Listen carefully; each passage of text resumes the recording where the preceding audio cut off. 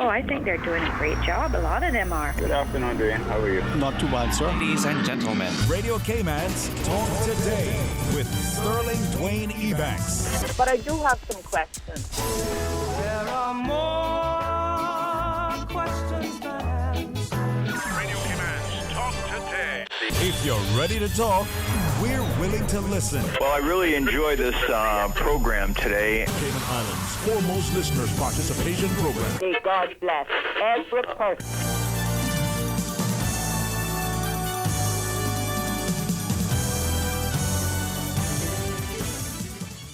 Hey, good afternoon and welcome. Thank you so much for joining us. You know what's happening on the 26th of February? Yeah, we celebrate Ash Wednesday. But you know what else? Well, we'll tell you after the break. Stay tuned for Talk Today. Radio Cayman's Talk Today, the Cayman Islands' foremost listeners participation program. We ask our listeners to avoid statements or comments which are abusive, derogatory, malicious, or defamatory. Do not use any indecent language or make any statement which is false or misleading. Email talktoday@candw.ky or call 1-800-534-8255. Courtesy of Flow. Cayman's #1 network that connects you to your world like never before. Let your voice be heard. Once again, here's your host, Sterling Dwayne Ebanks.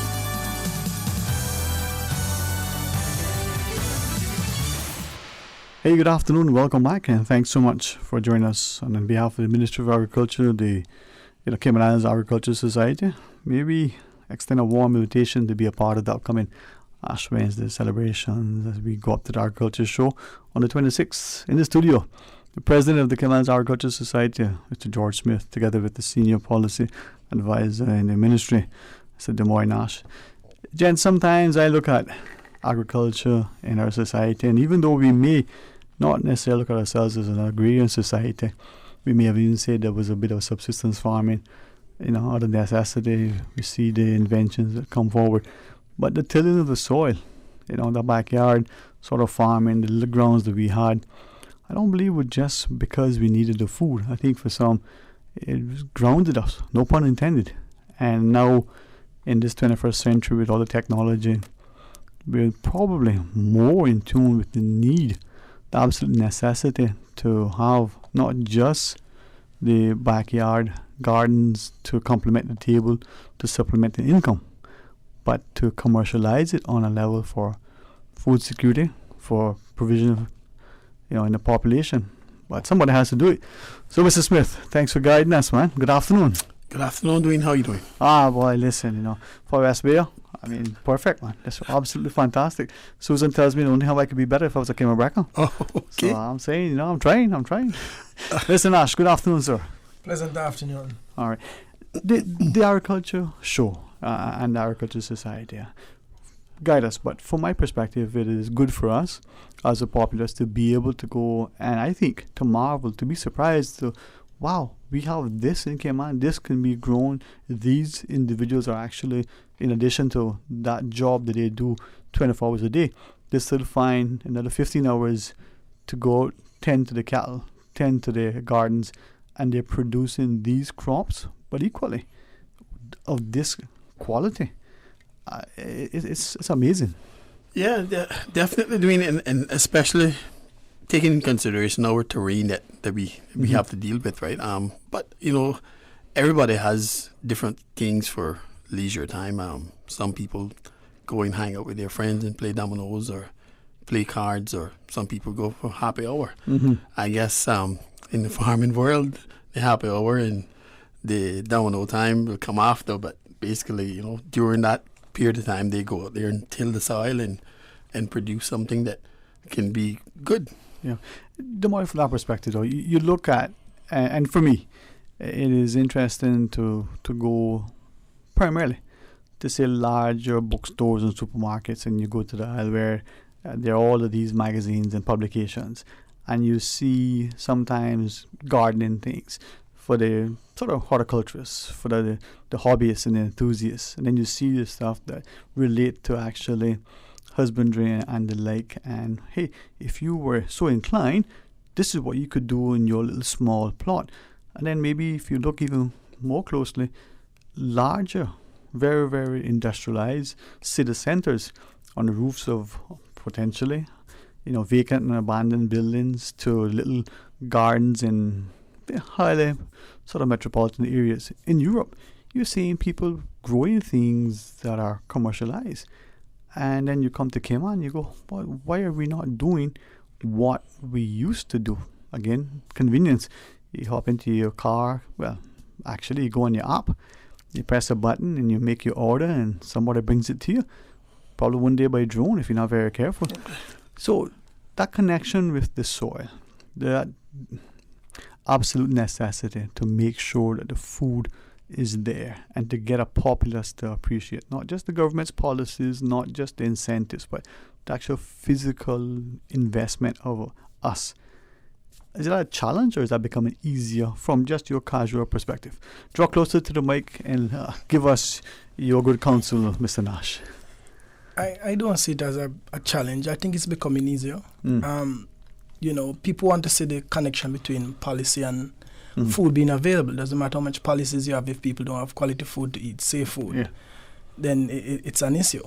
So I think it's becoming much easier for persons who want to even do, say, backyard farming because of the availability of farm inputs, seeds, etc. So it's just a matter of the will. All right.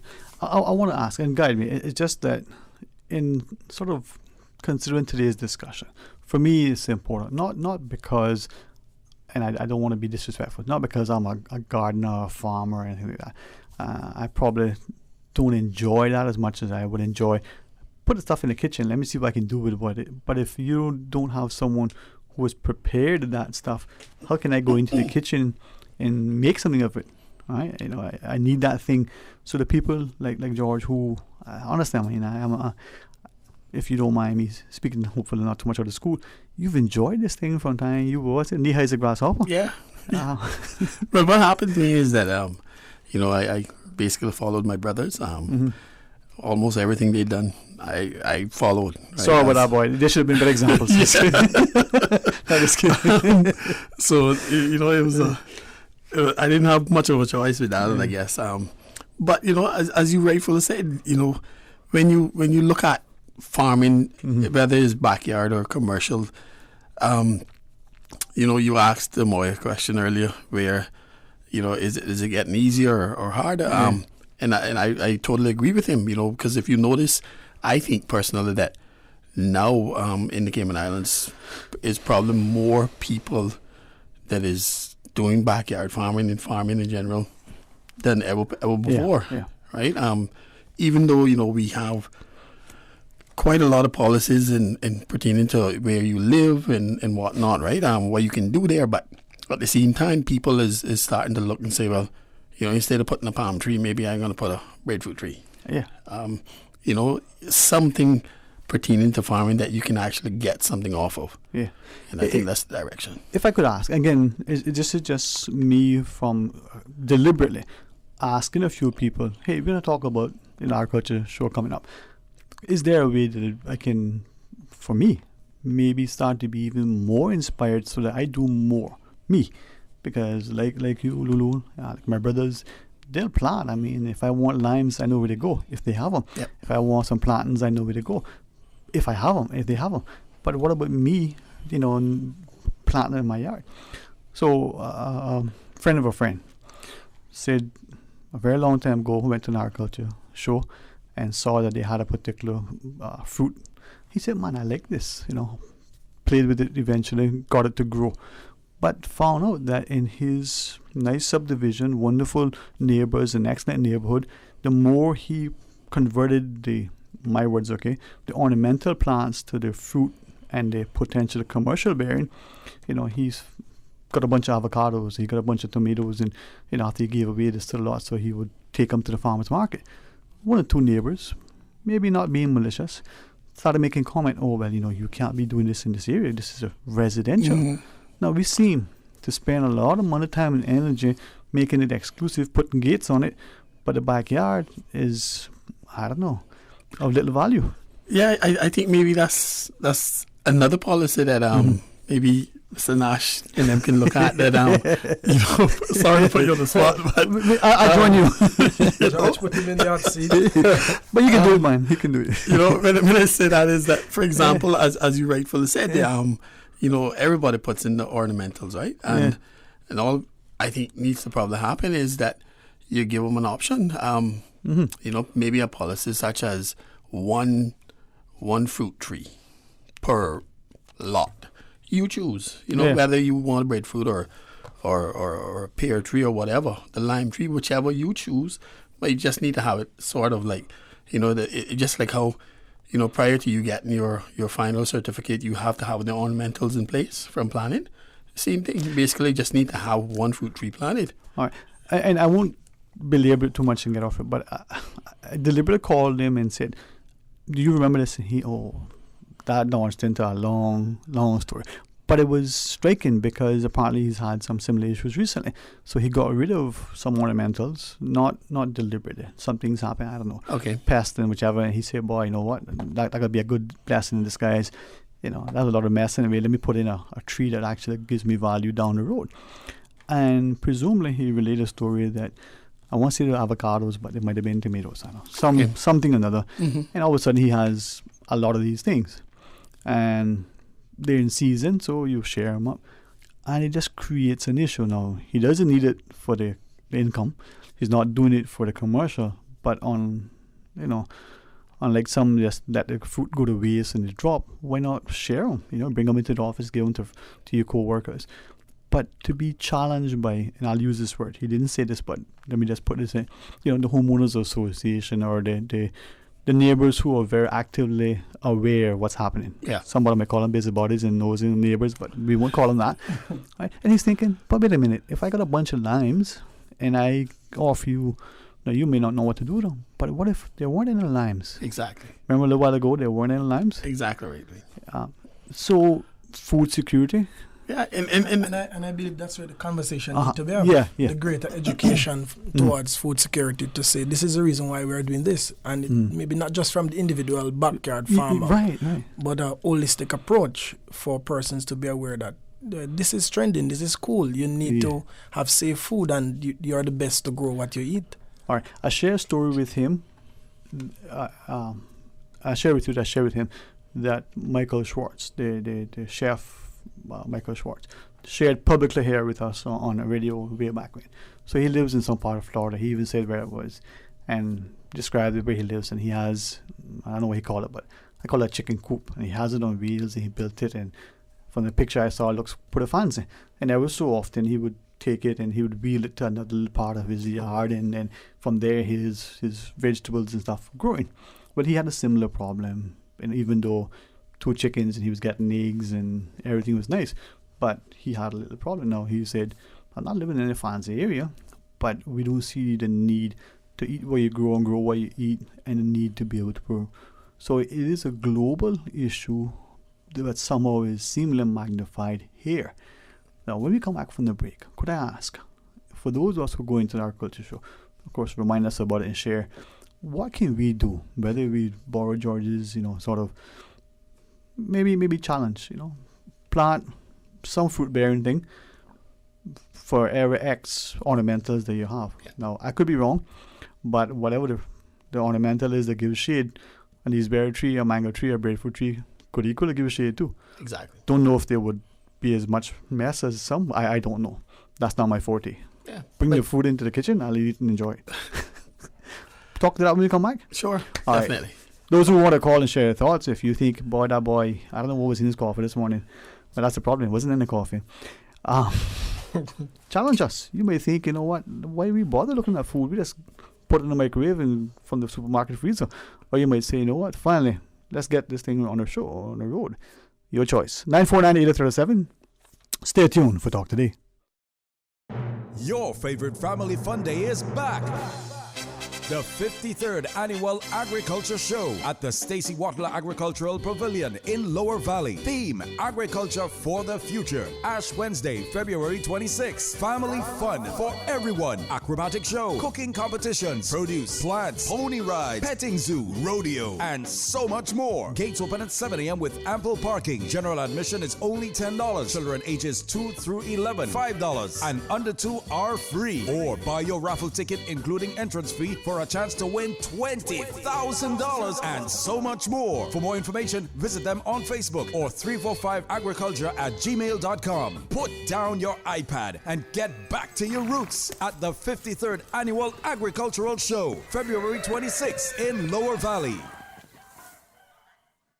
Would you like free roses this Valentine's Day? Buy a gift that can be cherished forever from Island Jewelers. And the roses are on us today. That's right. We'll buy the roses. Spend $350 US at any Island Jewelers and receive half dozen red roses from Celebrations for free. Island Jewelers is located in the Island Plaza under Margaritaville, Camana Bay, the airport, Kimpton Seafire, and Ritz-Carlton. Show her you love her today, forever, and always with Island Jewelers. Rotary Club Central, in association with the Cayman Islands Health Services Authority, HSA, present Health Check 2020. Free health check, free mini medical consultation, diabetes, hypertension, and much, much more. Saturday, March 7, 10 a.m. through 2 p.m. Nurses, doctors, Rotarians in service to you. The Rotary Health Check 2020 at A.L. Thompson's, Foster's Airport and Countryside, Foster's Republics, and Camana Bay. Costs you less. And Hurley's Supermarket. You may save your life. Rotary Central Health Check 2020. Your life, your health. Rotary, connecting the world. Talk today. But I do have some questions. Talk today. Cayman Islands' foremost listeners participation program. Talk today. Because there are more questions than answers. What the public is saying. Waiting to take your calls right now. Sterling Dwayne Ebanks.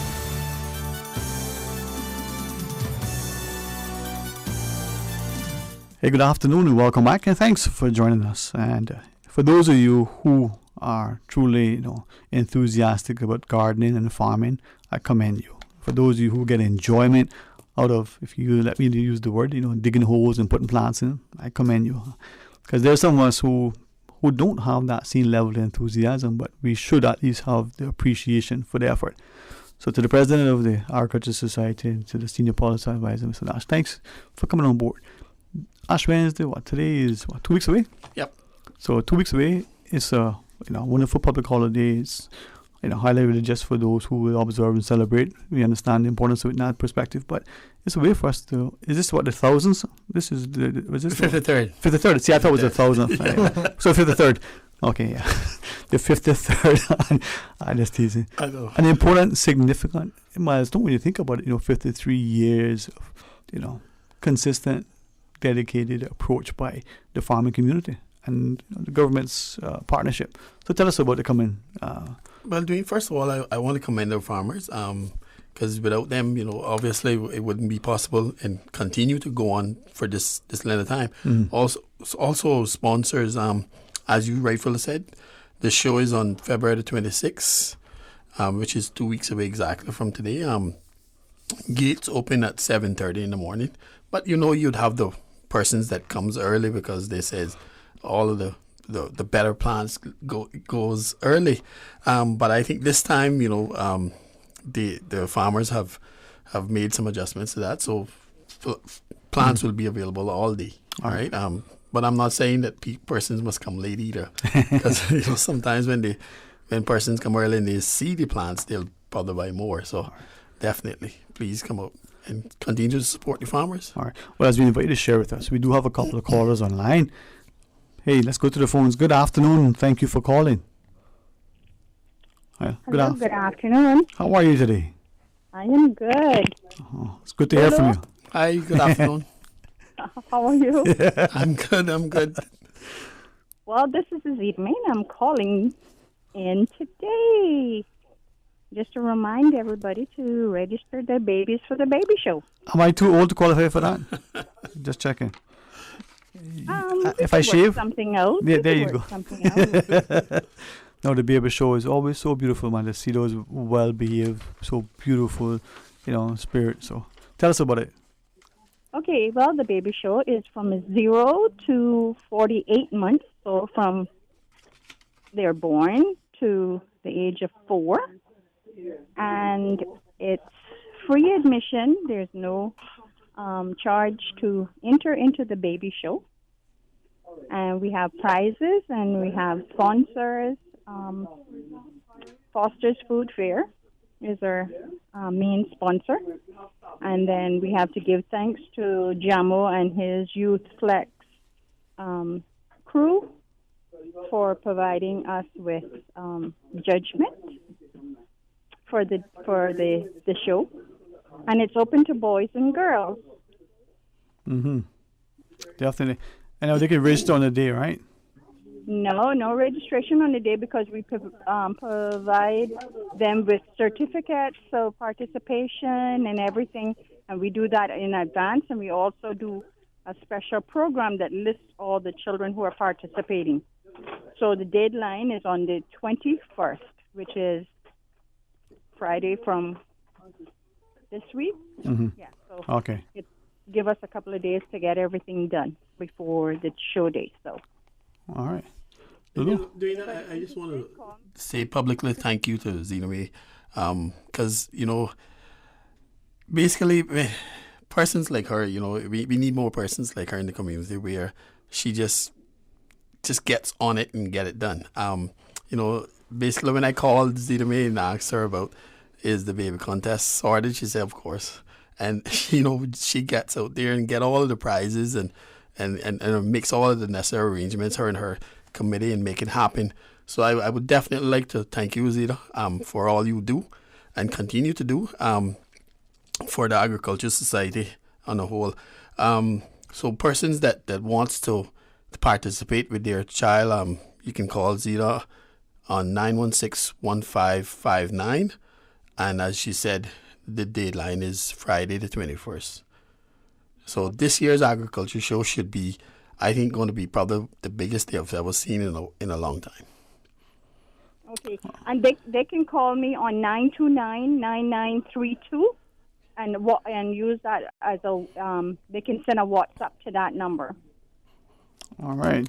So 929-9932, and I have the forms with me, and I'll get them the forms so they can fill them out and give me the details so we can have the certificates and the programs ready for the 26th.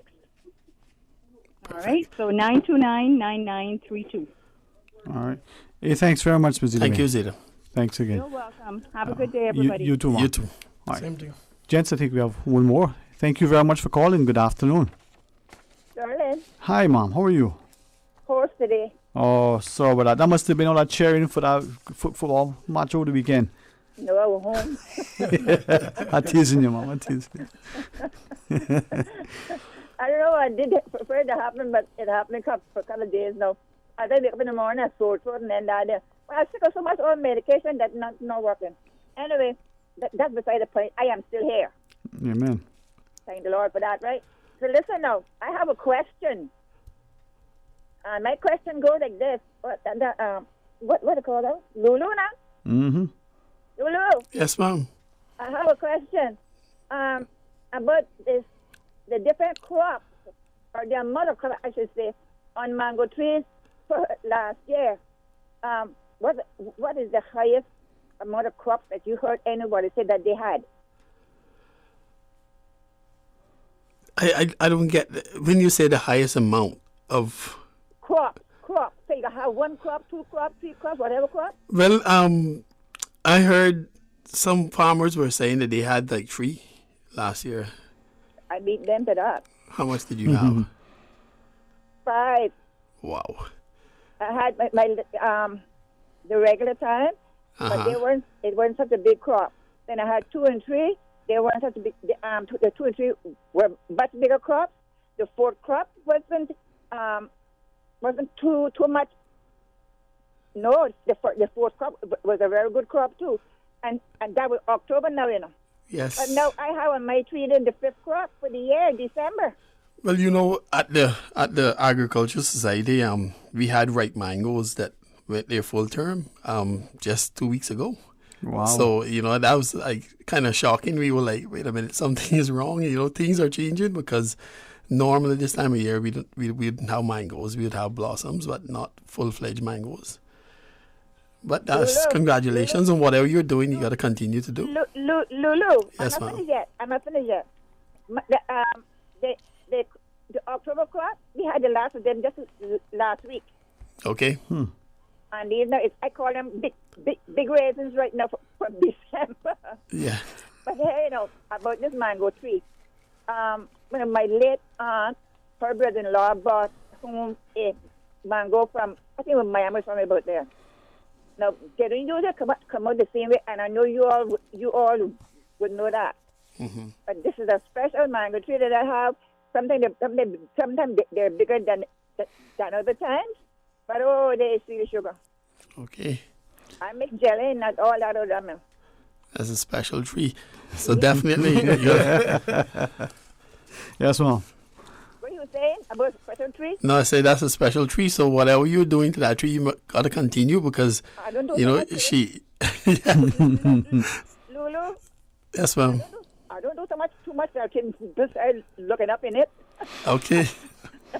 Well, but if that's what you're doing, you got to continue looking up in it, right?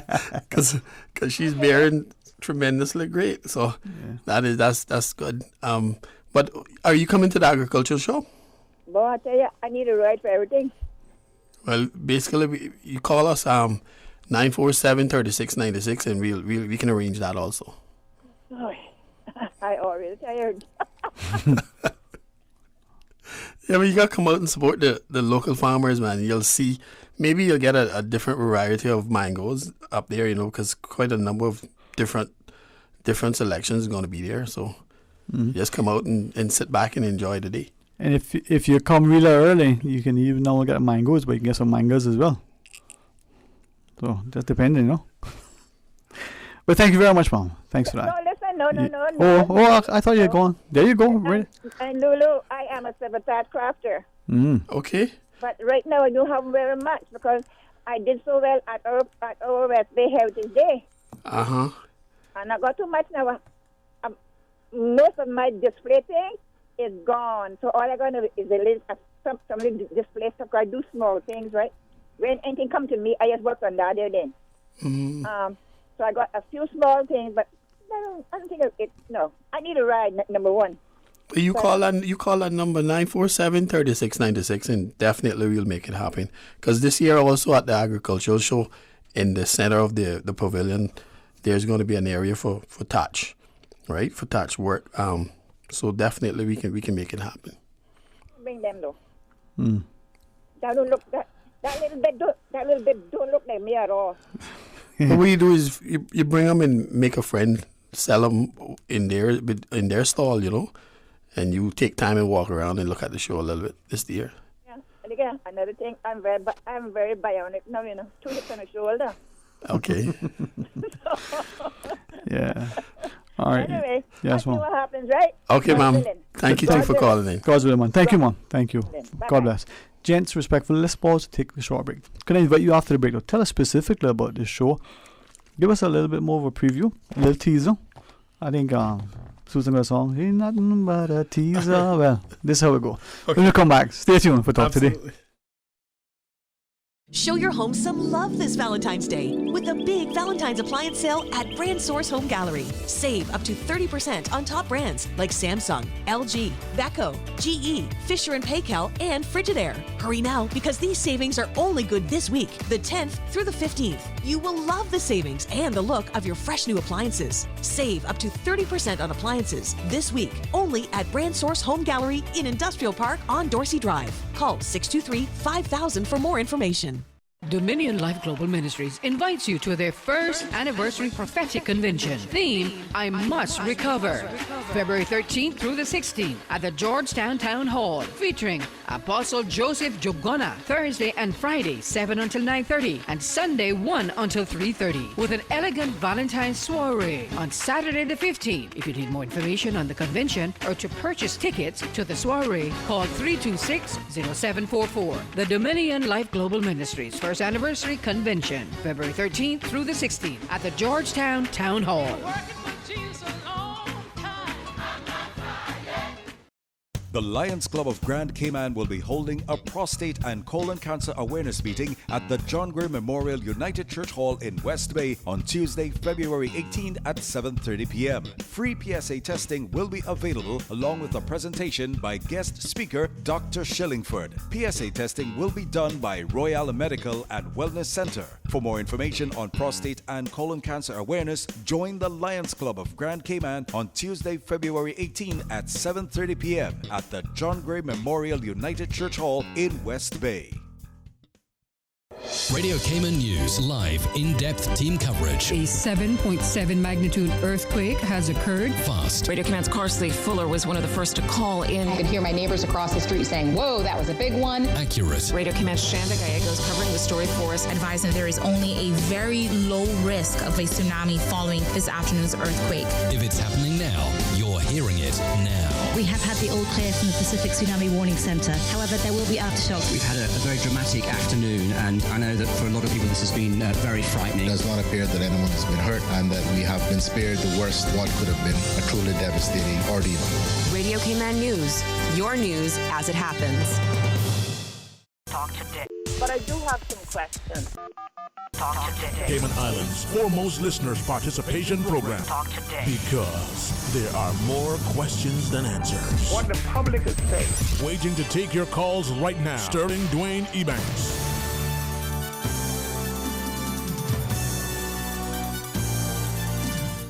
Hey, good afternoon. Welcome back. Thank you for joining us. And honestly, thanks to George Lulu Smith and Mr. Des Moines Nash for joining us. And I think every year at the Agriculture Show, there is unprecedented attendance. I mean, from what I can gather, just looking at the numbers, more and more people. Not with the greatest respect. Not because there are more and more people, in our sphere. The fact is that more and more people are starting to, as you shared, Lulu, appreciate the importance of the food security, the health benefits, the more of putting that food from your backyard or from someone, who's growing it here on your table. But I believe, the joy that you see some people getting out of physically going out and what seems to me to be grueling work. They're, even if they're using heavy equipment to till the soil, it is a lot of work. But it must be the reward, not just the financial reward, that motivates them. Well, Dwayne, if you go back, sorry, I played football for a while, and he was pretty good too. And we had like football, we had love football, okay. But there's a time in life that your body starts to tell you, hey, you can't do those things anymore. So you told your brother that? Your older brother? Well, I'm still trying to convince him, actually. Well, he's got Nathan now? He's like 19 still, but that's him. But, and the thing about it is, as you rightfully said, sometimes when you're out there in the field and, the sun is boiling, right? And people see you and they say, wait a minute, this guy must have been in the bush for a month, right? But it doesn't come across as work, okay? For some reason, we just love it. I'm a person that I like to start early in the morning. My other brother, he likes to start in the hot sun for some reason. And I hate to start work in the hot sun because if the sun catch me, then it's fine. But, that's the thing. I think most farmers, they don't look at it as work, right? It is something that they enjoy.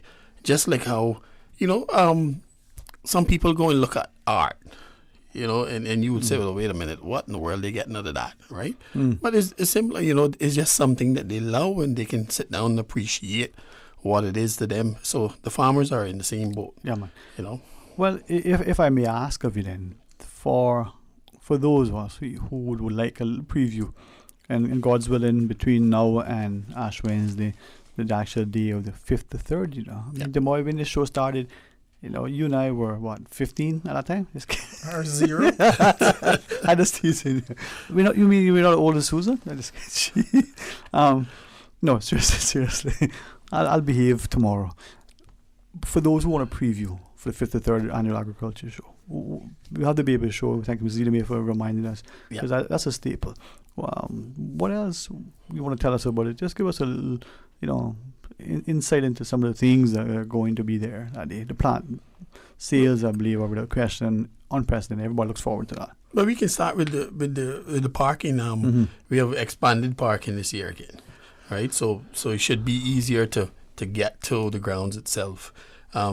So we have also expanded our kids area, which we had a maze before, and so we took it out, and basically this year the show it's going to be like 3 shows happening in one, and because we're going to have more things than ever for the kids. All right, it's going to be more like a carnival atmosphere where you can play games and win stuffed toys, and it's going to be educational also. And this year also at the society we are launching our 4-H club, and the first 25 kids to register on the day would receive the first month free, and a delicious treat from the vendors called Sweet Treats. So basically what we are trying to do is, if you notice, the theme is agriculture for the future, right? The average farmer in Cayman is in the 60s. So basically what we're trying to do is trying to make sure that farming continue, and we're asking for parents to, you know, take the kids off of the computer sitting down on the couch or the laptops for just that day. Bring them out, make them enjoy and interact with their friends and learn something new, right? So basically a lot of educational stuff is going to be on display for the show also.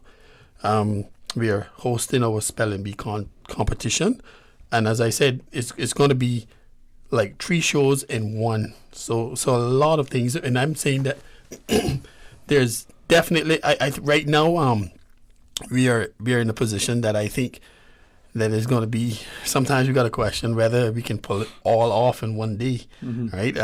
Because there's so many things, and the schools are strongly involved. So definitely, you know, the usual horse rides. We're going to have the pet and zoo. You know, we're going to have the rodeo in the arena. As you rightfully said, the plants for sale. And let's don't forget about the food, because we always said that the agriculture show is one place where you can come and get a little bit of East End, Bordentown, North Side, West Bay, Georgetown in one spot. Yeah.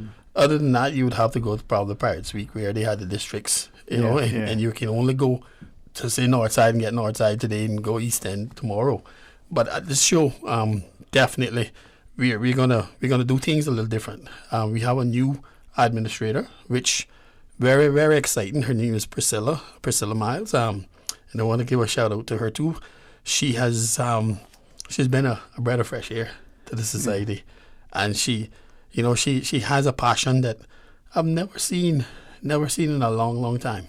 You know, so I want a big shout out to Priscilla and her team, and she has an assistant called Leek. They have actually put the show together, and you know, I would encourage people to come out and support the farmers. And we talked about something earlier where, you know, why food is so important, right? I just want to touch on it. According to the experts, they said by 2050 the population should double. So if you sit down and think about it, if the population is going to double, but they said planet Earth can only take 10 billion, so we got 7.2 billion now. So it's going to double, right? So it's going to be 14.4 billion. So my question is, where is that 4.4? Yeah. Exactly. In 30 years is not much time. So when you look at it, you got to look at your kids and their grandkids, right? So let's just say me and you already up across that threshold. But we'll be about 35 then. Yeah. Okay. But for the future, You know, because obviously your parents wanted more for what, you know, than what they had, even though they gave you everything they had, right? And you're going to do the same thing with your kids, and they're going to continue down the line. So that's why we're saying is that, you know, agriculture is going to be, I think personally that is going to be the next big thing, you know, the next big war, food. Yeah. If I may, and again, only because of conversations and only because of conversations like this and other people. My brother Dwayne in particular always talks about it, and I didn't get it. Honestly, I didn't get it to the extent that I got it now a few years ago, maybe too late. And I say that to ask us as a people, as we're planning the program and doing the policies and the like, should we consider, instead of like as you shared in the Agriculture Day, the Agriculture Week, just like we do anything else, to get the potential for the scientists, the food scientists, for the not just the agricultural experts and the economists and the like, but for our students to start to appreciate it, just like they like biology, that they're good in math, that their skill sets can be translated into what is an absolute need to feed in the population, right? And maybe that week could be, you know, the full 7 days of the week.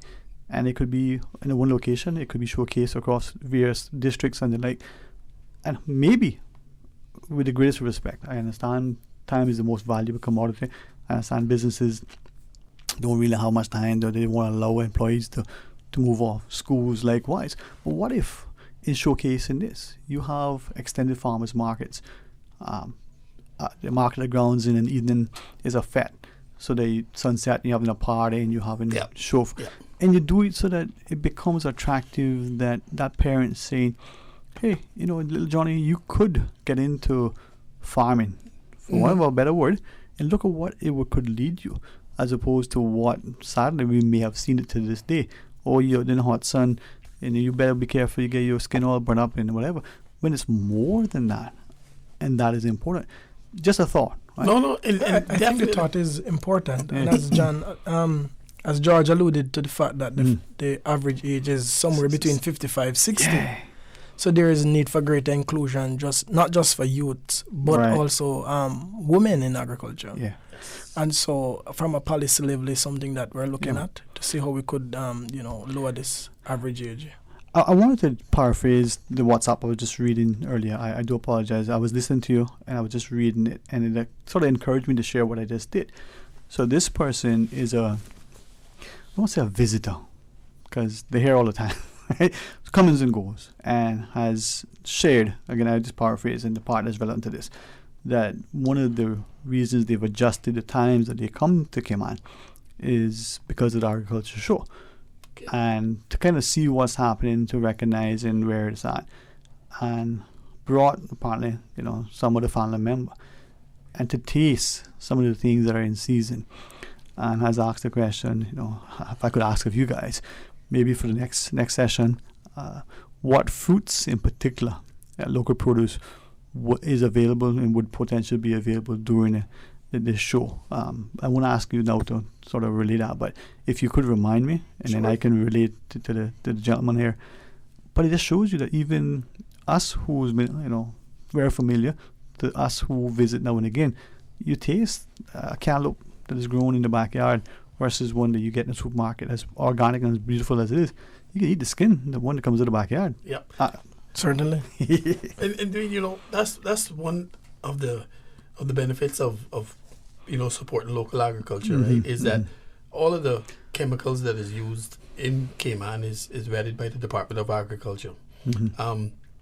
So at the end of the day, we don't have any medicated feeds that we are giving our animals. So I think it's a win-win for the population.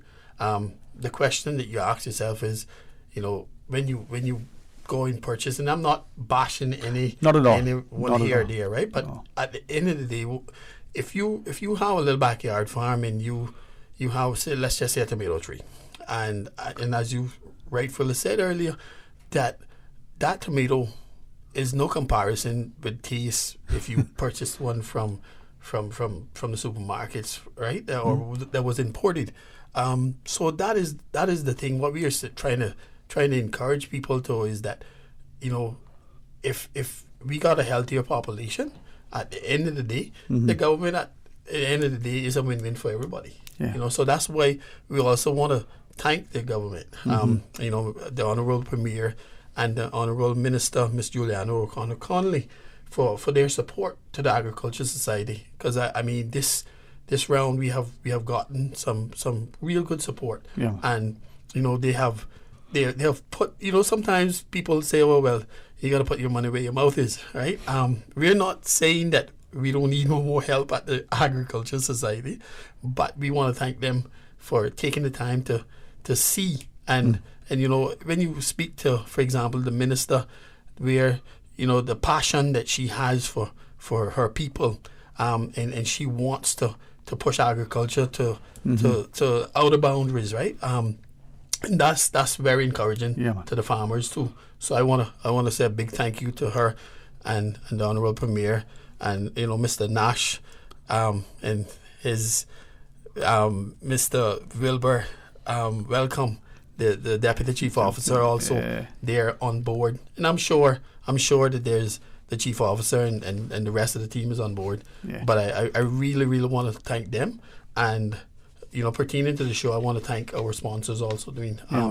You know, because without them, definitely the show would not be possible. Well, gents, you know, whether you come again with others or not, the importance of that continuing partnership, we're willing, and we're very grateful for the opportunity to remind the populace the importance, if nothing else, food security, but the health of the nation, the importance of it.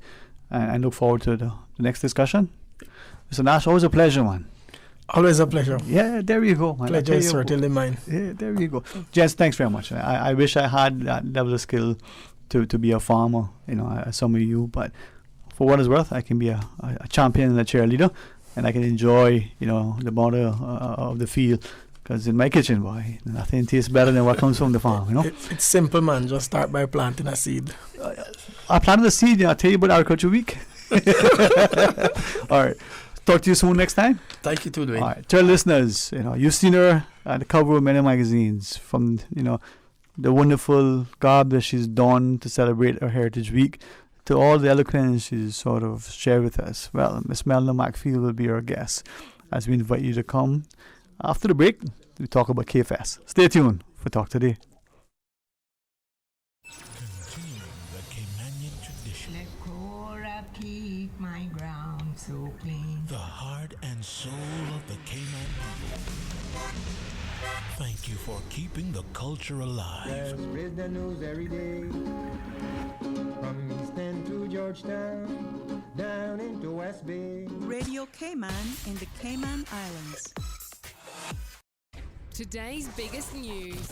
Radio Cayman. It's only 2 species that we have, you know, on the island. Generations present. Your voice, your choice. For today's biggest news. Access to information. Local, regional, international. This is headlines from Radio Cayman's newsroom team. Today's biggest news. Cayman Enterprise City's workforce development program, Enterprise Cayman, is now offering multiple ways to help young Caymanians get workforce ready. The expanded offerings are designed to ensure that as many young Caymanians and residents as possible have access to quality learning experiences and opportunities to pursue careers available within Cayman's special economic zones, which include Cayman Tech City, Cayman Maritime and Aviation City, and Cayman Commodities and Derivatives City. To apply, head to enterprisecayman.ky. The deadline is March 22nd. Good afternoon, I'm Dion Anglin with your headlines and news elsewhere. Bernie Sanders has won the New Hampshire Democratic primary contest on a terrible night for former Vice President Joe Biden. The left-wing senator took a tight victory over the centrist former mayor who offered a different Democratic vision. In the race to take on President Trump in November, Mr. Sanders declared the night the beginning of the end of Mr. Trump. And Pope Francis has ruled against ordaining married men in the Amazon region as a means of addressing the shortage of Catholic priests. Bishops backed the measure last year, but the decision needed the Pope's approval to be implemented. Catholic priests are required to abide by the rule of celibacy upon ordination, except in cases where married Anglican ministers have converted. That's a wrap of your headlines. I'm Dion Anglin. Stay in touch with Radio Cayman for the latest in news and information. Follow Radio Cayman on social media, Facebook, Instagram, Twitter. Download the Radio Cayman app or log on to our website, www.radiocayman.gov.ky. Radio Cayman, your voice, your choice, your radio. The Lions Club of Grand Cayman will be holding a prostate and colon cancer awareness meeting at the John Gray Memorial United Church Hall in West Bay on Tuesday, February 18 at 7:30 p.m. Free PSA testing will be available along with a presentation by guest speaker Dr. Shillingford. PSA testing will be done by Royal Medical and Wellness Center. For more information on prostate and colon cancer awareness, join the Lions Club of Grand Cayman on Tuesday, February 18 at 7:30 p.m. at the John Gray Memorial United Church Hall in West. Mary Ann Radmacher once said, "As we work to create light for others, we naturally light our own way." Calling all CICSA members. The Cayman Islands Civil Service Association Annual General Meeting is Friday, February 21st at the GAB Downstairs Conference Room 1038, starting at 12:15 p.m. A light lunch will be provided. Come out and vote for your 2020 Management Council. Hear the President give his annual report, ask your questions, share your ideas, and make suggestions. You can also email your questions in advance of the meeting to cicsa@gov.ky. There will also be a door prize raffle of Cayman Airways vouchers, and the first 35 persons to sign in at the meeting will get a free gift. Members, please make every effort to attend this very important upcoming annual general meeting. Remember, it's Friday, February 21st at the GAB Downstairs Conference Room, room 1038, starting at 12:15 p.m. Hope to see you there.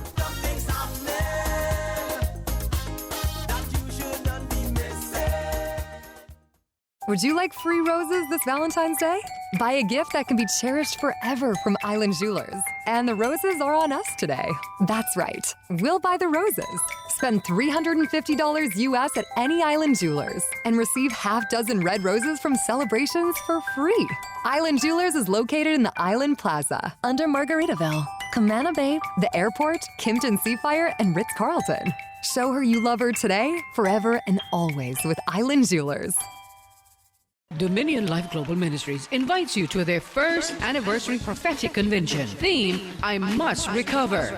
February 13th through the 16th at the Georgetown Town Hall, featuring Apostle Joseph Jogona, Thursday and Friday, 7 until 9:30, and Sunday, 1 until 3:30, with an elegant Valentine's soiree on Saturday the 15th. If you need more information on the convention or to purchase tickets to the soiree, call 326-0744. The Dominion Life Global Ministries First Anniversary Convention, February 13th through the 16th at the Georgetown Town Hall. Talk today. But I do have some questions. Talk today. Cayman Islands' foremost listeners' participation program. Talk today. Because there are more questions than answers. What the public is saying. Waiting to take your calls right now. Sterling Dwayne Ebanks.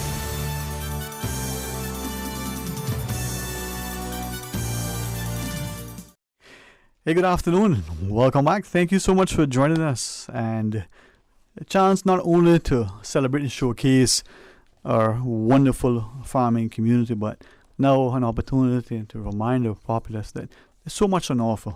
And as the 29th of February, only because it's a leap year this year, we get an extra day in February, we get a K-Fest. Yes. Miss Melanie McField. Mm-hmm. If you forgive me, I still refer to you as such. That's fine. Is it what, a Chief Cultural Officer? Chief Cultural Officer of Festivals and Carnivals. Festivals and Carnivals. That's like Susan's title. I know. Yeah. She has an interesting title. I'll repeat it for us later. Yeah. No, K-Fest. I all sincerity, I love the idea of the poetry, the food, the chance that thousands of us get an opportunity to sort of celebrate what eventually I think going to morph into this great thing, especially under your continued direction, and we'll have a country that showcases its people and its heritage, its rich culture. It's an amazing place. Truly, I mean, is. it's a compliment to what I already do with the ambit surrounding Pirates Week, which is obviously cultural and heritage focused as well. Right. So just starting this new post, literally January of this year, K-Fest is new for me, but in a sense, it's familiar. Yeah. If that makes sense. Yeah, it's kind of like your good cousin that you only see ever so often, but the two of you are children of siblings. Yes. Kind of like that. Yep. And once we meet up, it's like we saw each other yesterday. You pick up where you left off. Exactly. Yeah, exactly. and I think KFS is one of those things that we probably don't fully appreciate it yet. Mm-hmm. You know, it's still in its infancy, as it were. And as we get into it, I love the poetry and that aspect of it, not just because of, you know, what a lot of people don't realize as well, KFS comprises of not just Red Sky at Night. Yeah. There's also an awards component where we highlight and, you know, show appreciation to those in arts and culture. But we also have a Dress Down for Culture Day as well. So it's actually 3 events that comprise KFS. Thank you. I was going to share that because when we look at the different sort of stages, and not trying to play with words at all, but there is the KFS overarching. There's the Red Sky that we come together, but then there are all these things that are interplay that gives us, you know, maybe we'll start to see the street fair in terms of the things that could potentially not just be Cafe Cayman, but evenings in downtown. Oh, you know about Cafe Cayman? I'll tell you the story about that one day. Okay. How that should have been, but would have been. But Mr. Martins may want to tell us at some point. Okay. The idea that the richness of this country, if you were to go to East End, you know, whether Mr. Harmon's or other way, and whether it's a Saturday or a Sunday, and you start to appreciate the food, that is in a sense a part of the fabric. How do we parlay that into what other destinations have monetized? We take it for granted. It doesn't need to be touristy. It just needs to be celebrated. And that's why I think, you know, you're going to take us in a direction that we start to no longer look and see the familiar and take it for granted, but we recognize it and be endeared to it. And appreciate that it's ours. Yeah. You know, it's local talent here in the Cayman Islands that we're giving a great platform to, you know, and exposure to these talented people. Yeah. You know, because I don't think often enough we highlight what is ours, and KFS is the perfect opportunity to do that. Yeah, I mean that first sort of I don't want to say attempt because that may not be but that launch of the catboat at that first KFS when the road in South Sound was closed, and a chance to say, remember when. Now it for me, and again, you know, we say that the human memory isn't always as accurate. I recall the further away from that event that it transpires, but to recognize that if we don't practice something and we don't somehow record it, then it becomes lost. And hucking a coconut, do we huck it the same way our grandparents did it? Making a calavan, making a kite, you know, playing, putting the game of marbles or spinning the gig may seem insignificant. True. But wow.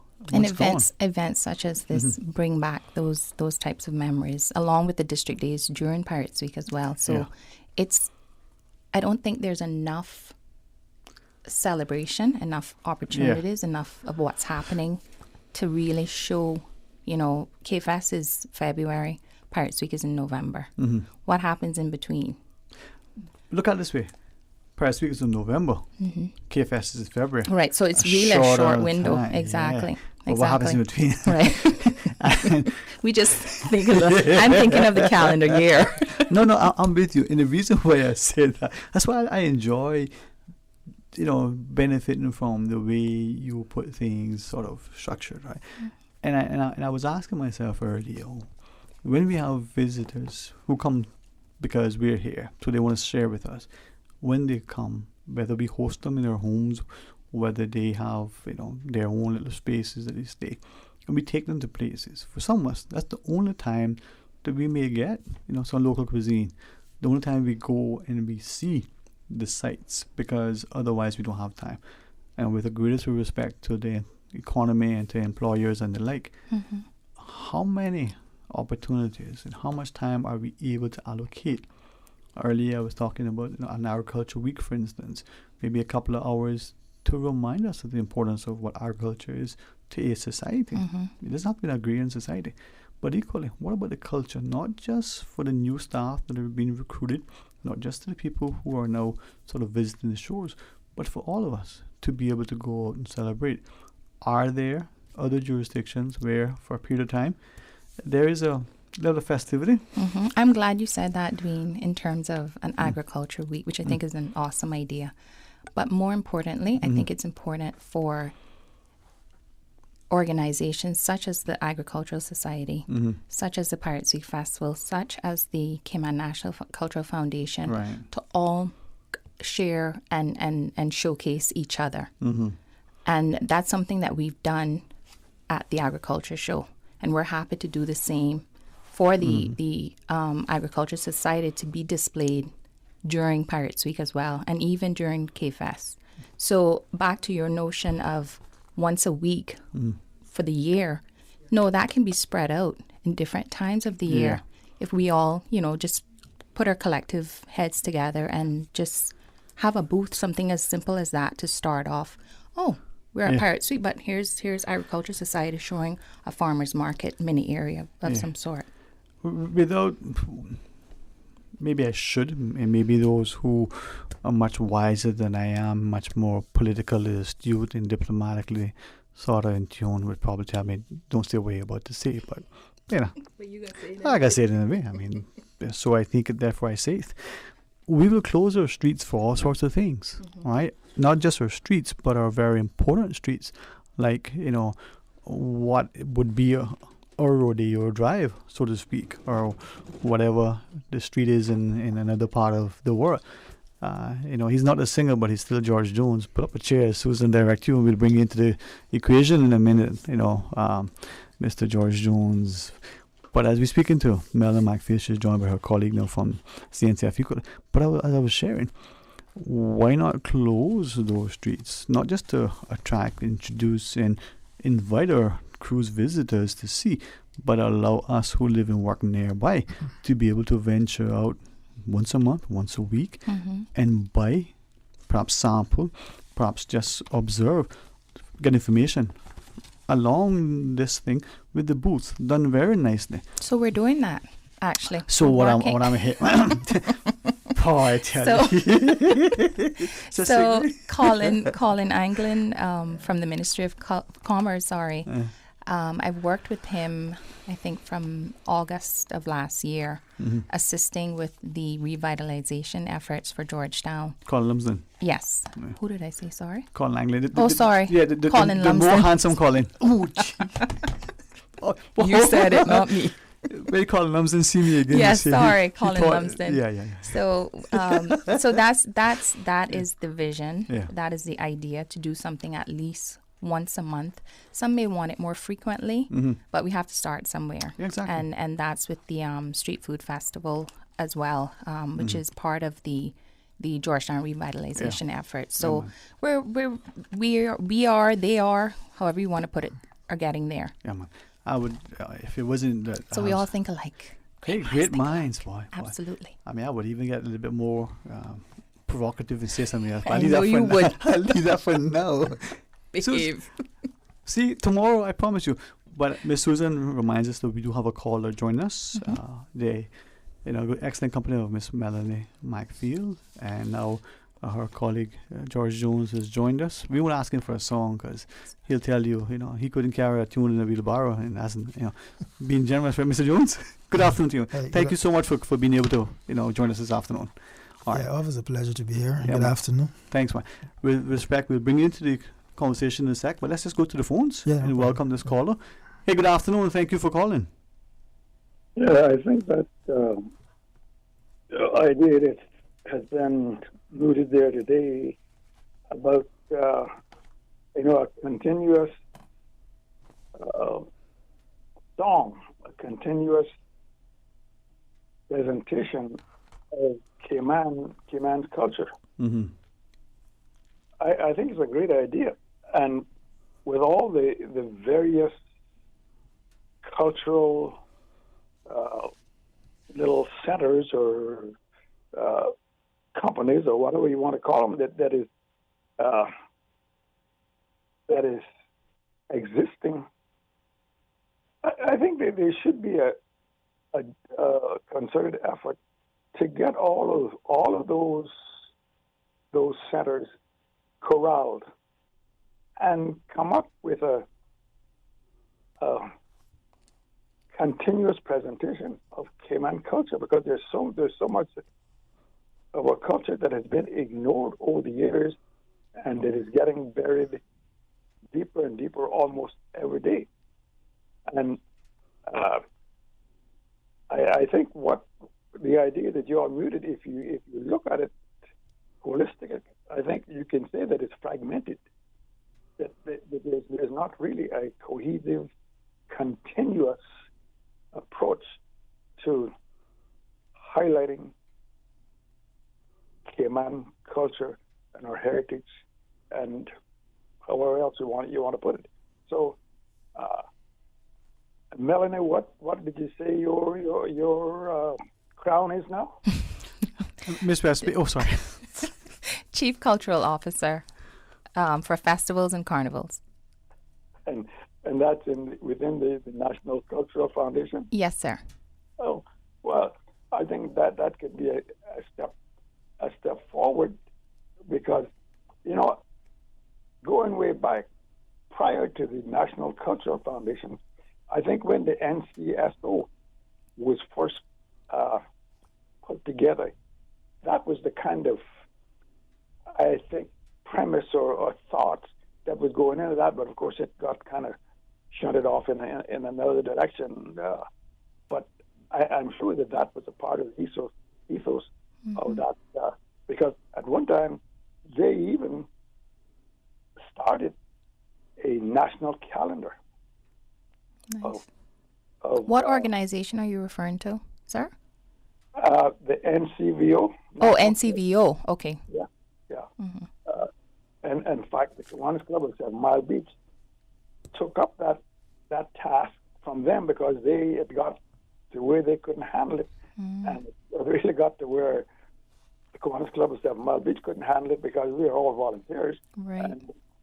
But I think a national calendar of heritage and cultural events, would be I think a start, and corral everybody together and get them to put their plant and not have everything bunched together, because if you look at what's happening here in the first probably 2.5 months of the year, everything is bunched together. Good point. A lot of it is bunched together. Mm-hmm. So I think that could be a way forward for us to continuously sing that song. Showcase. And if we don't sing it continuously, then it's going to get buried, as it is getting buried. I agree, Mr. Loxley. All right. Thanks very much, sir. And Ms. Melanie, with great respect, as I was looking through the messages here, there was one in particular. Now, what did I do? Did I hit the button to delete as opposed to, bring it to the front? Let me figure out. Maybe Susan can figure out what it is. But this person was sharing the culture and the heritage. We get caught up in the semantics of, and then the notion of culture evolves and the like.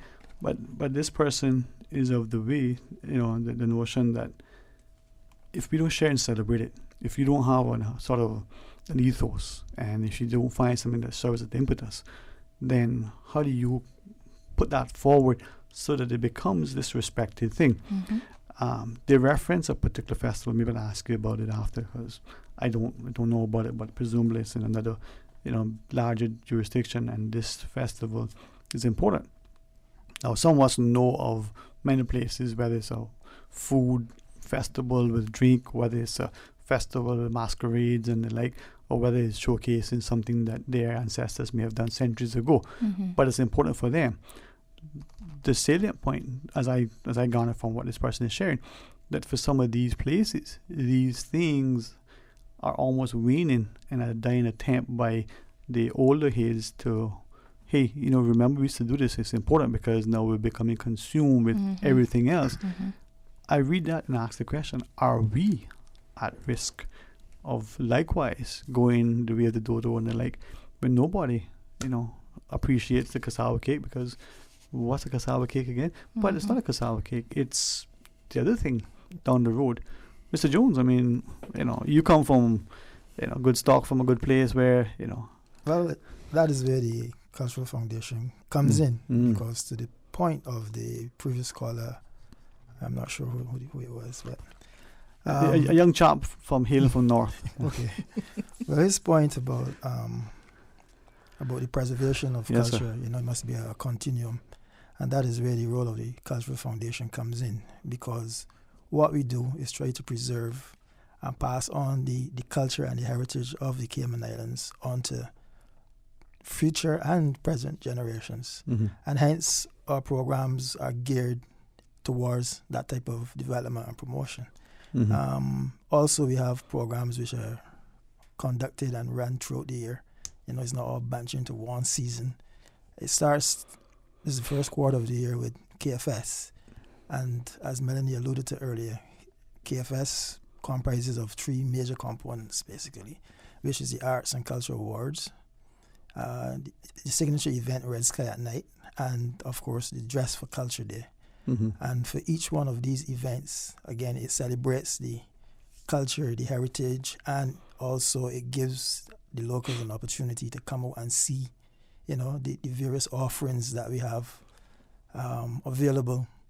And it also showcases our indigenous Caymanian culture, because at Red Sky at Night, for instance, we have an entire section dedicated to Cayman's culture. It's called Caymanian Village. Mm-hmm. It is being spearheaded by Miss Virginia Foster, and it features, you know, all of the artisans, like people like D.L.E. Banks, and, you know, the heritage and the thatch and the heritage and the foods, the dress, everything that is indigenous to Cayman Islands. So, you know, we continue to teach and encourage the younger generation to tap back into the history, because it's important to know where you're coming from, you know, to know where you're going. To know where you're going. Right. So we cannot sit and allow, you know, it to become extinct like dinosaurs. And then, as you alluded to, one day they'll be making cassava cake, but they don't know exactly what are the ingredients of it and how it's actually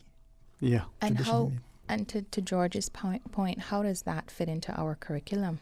Yeah. Because a lot of the time, since my tenure with Pirates Week, you know, people have actually come to me and state that we are responsible, Pirates Week is responsible for teaching heritage to young people. It's not the festival's responsibility. It's part of what we do and showcase, but in terms of who's responsible for it, inculcated into the educational system. It has to start from the educational system, and obviously from home too. I mean, I'm still learning traditional Caymanian dishes. Thankfully, my mom is here and willing and able, and teaches me as much as she can. But a lot of younger people don't have that privilege, so to speak. Yeah, I think it's a multi-pronged approach, you know. Yes. They teach, we have to be receptive to learn. Yes. They, again, mindful that it's not to inflame nor to offend, but if the society is being sort of impacted by different things, so people come, they've traveled, they've seen things, we should have this. And this thing may be popular and trendy. It may gain the favor and the sort of face of certain people and get funded because it's easily monetized and what have you. And all of a sudden it becomes this big, I use the word very careful, carnival atmosphere, right? Now, will that consume and subsume other things? Maybe it's not that, maybe it's something else. How do we make sure that as a populace that we not just identify and prioritize, but we are respectful to be able to present, promote, preserve, but equally, you know, celebrate, so that it's not this novel thing that is over there and we all stand, you know, and at a distance and sometimes mock. Look at those people in that garb or doing this thing. But it's a revelry, but it's done so respectfully. Yep. A challenge, I tell you. I'm glad it's you guys. to the adage of it takes a village to raise a child, the same applies. Yeah. You know, all of us as individuals should take, you know, the onus of passing down as much as, and learn, not just passing down, but learning, because there's a lot I still need to learn. And I'm speaking from a personal perspective, in order for me to teach my now daughter, you know, what is authentically Caymanian. We adopt. We don't always need to adapt. Can you cook stew turtle? Sadly, not very good. Can you cook Cayman style beef? Yeah. And I think the turtle, for instance, is a good example. because I think sometimes our perception, because of what we've observed, maybe what has been shared with us, this thing is now so difficult to make that we are probably put off from trying it. It's not. It's not difficult. But it's not difficult. Exactly. Right. But we just as an example, Yeah. you gotta go get the turtle, and remember it's hard to get. And then you gotta do the, well, how do you do the fin, and how do you? So it becomes this thing that we becomes we think, laborious without us even making an effort. Yeah. Yeah. Right. Like cassava cake. What is probably even as unfortunate is that when we do attempt, or we see it, whether it's the turtle, whether it's the cassava cake, there are things in it that you go, but that's not traditional. And we become accepting of not just the watered down process, but the inferior product. And then what if in 50 years, 10 years, 100 years, this thing now has become, well, this is what it is. What it is, yeah. Who's going to know? Yeah, that's true. But that's where the education, authenticity, and the continuity of it comes from, because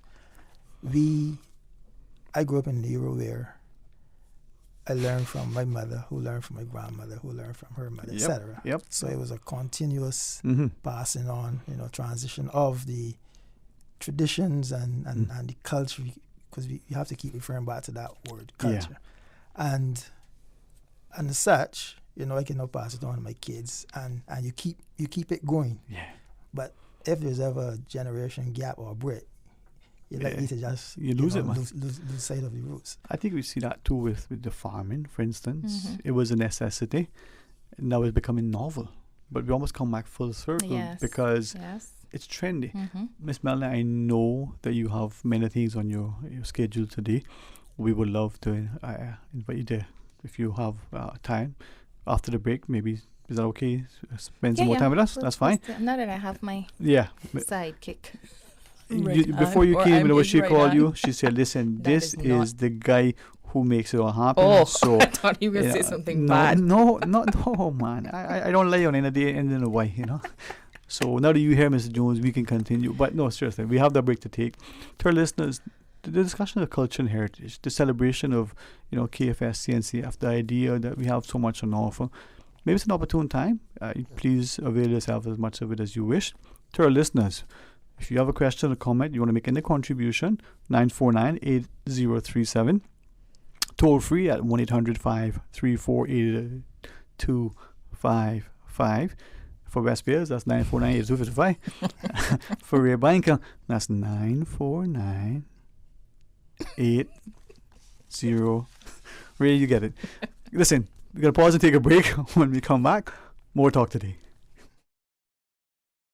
Show your home some love this Valentine's Day with a big Valentine's appliance sale at Brand Source Home Gallery. Save up to 30% on top brands like Samsung, LG, Beko, GE, Fisher & Paykel, and Frigidaire. Hurry now because these savings are only good this week, the 10th through the 15th. You will love the savings and the look of your fresh new appliances. Save up to 30% on appliances this week only at Brand Source Home Gallery in Industrial Park on Dorsey Drive. Call 623-5000 for more information. 2020 means perfect vision, and if you have your sights set on driving a new hybrid, then the time is now to check out the new RAV4 and CHR. Hold up. Just two of the many hybrid models that Vamped is bringing to Cayman. Whether you're looking for a smoother and quieter way of driving or want a car that maximizes fuel efficiency while minimizing emissions, there are lots of ways a new hybrid from Vamped can make the difference in your life. Hybrids save fuel, run cleaner, reduce CO2 emissions, and even recharge their batteries without being plugged in. So focus your 2020 vision on a new hybrid from Vamped Motors, and we will see you through. Come to Vamped, home of the hybrid, located on Walkers Road. Get ready for the King Sports Center one-day Valentine's sale. Let's go. 2-for-1 membership and personal training. It's not too late to get that New Year's resolution started. And what better way than with your partner? Whether it's your hubby, your bestie, or your buddy, the Valentine's sale is for you. 2 memberships for only $750 and 2 personal training sessions for the price of 1. King Sports Center. One-day sale, February 14th. For more information on their variety of services, call their friendly staff today at 946-5464 or email kings@candw.ky, or you can visit kingsportscenter.com. King Sports Center, your one-stop shop for fitness, recreation, and relaxation. Yeah. Radio Cayman News, live, in-depth team coverage. A 7.7 magnitude earthquake has occurred. Fast. Radio Command's Carsley Fuller was one of the first to call in. I could hear my neighbors across the street saying, whoa, that was a big one. Accurate. Radio Command's Shanda Gallegos covering the story for us. Advising there is only a very low risk of a tsunami following this afternoon's earthquake. If it's happening now, you're hearing it now. We have had the all clear from the Pacific Tsunami Warning Centre. However, there will be aftershocks. We've had a very dramatic afternoon, and I know that for a lot of people this has been very frightening. It does not appear that anyone has been hurt and that we have been spared the worst, what could have been a truly devastating ordeal. Radio Cayman News, your news as it happens. Talk today. But I do have some questions. Talk today. Cayman Islands' foremost listeners' participation program. Talk today. Because there are more questions than answers. What the public is saying. Waiting to take your calls right now. Sterling Dwayne Ebanks.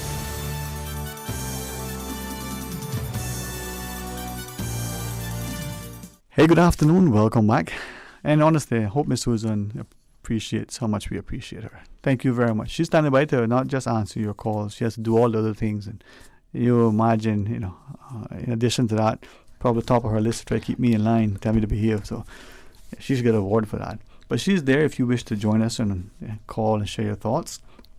949-8037. Or with the kind compliments of Flo, you can call us toll free at 1-800-534-8255. It's our chance to celebrate our culture and our heritage and talk about all the great things. The excellent company of Miss Melanie Macfield, the Chief Cultural Officer, together with her colleague, Mr. George Jones, was a programs coordinator. Yes, sir. Yeah. That's right. And then next week we'll elevate your title. I mean,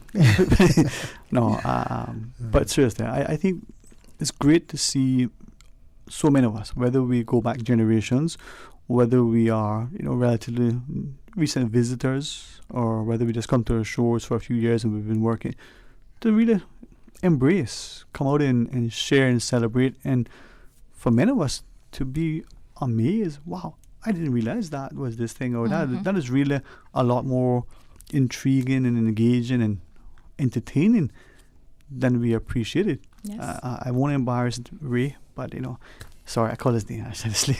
But if for some of us who perhaps never, played marbles for a long time, go play a game of marbles, we may feel a bit kind of weird because we're no longer 14, we're not even 41 anymore.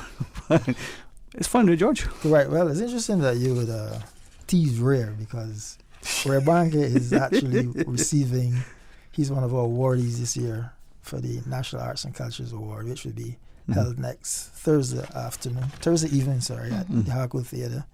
It is an awards invitation-only gala, which is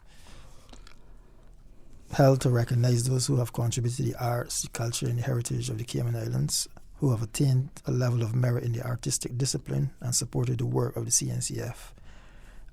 There are two categories, the Heritage Cross and the Star for Creativity.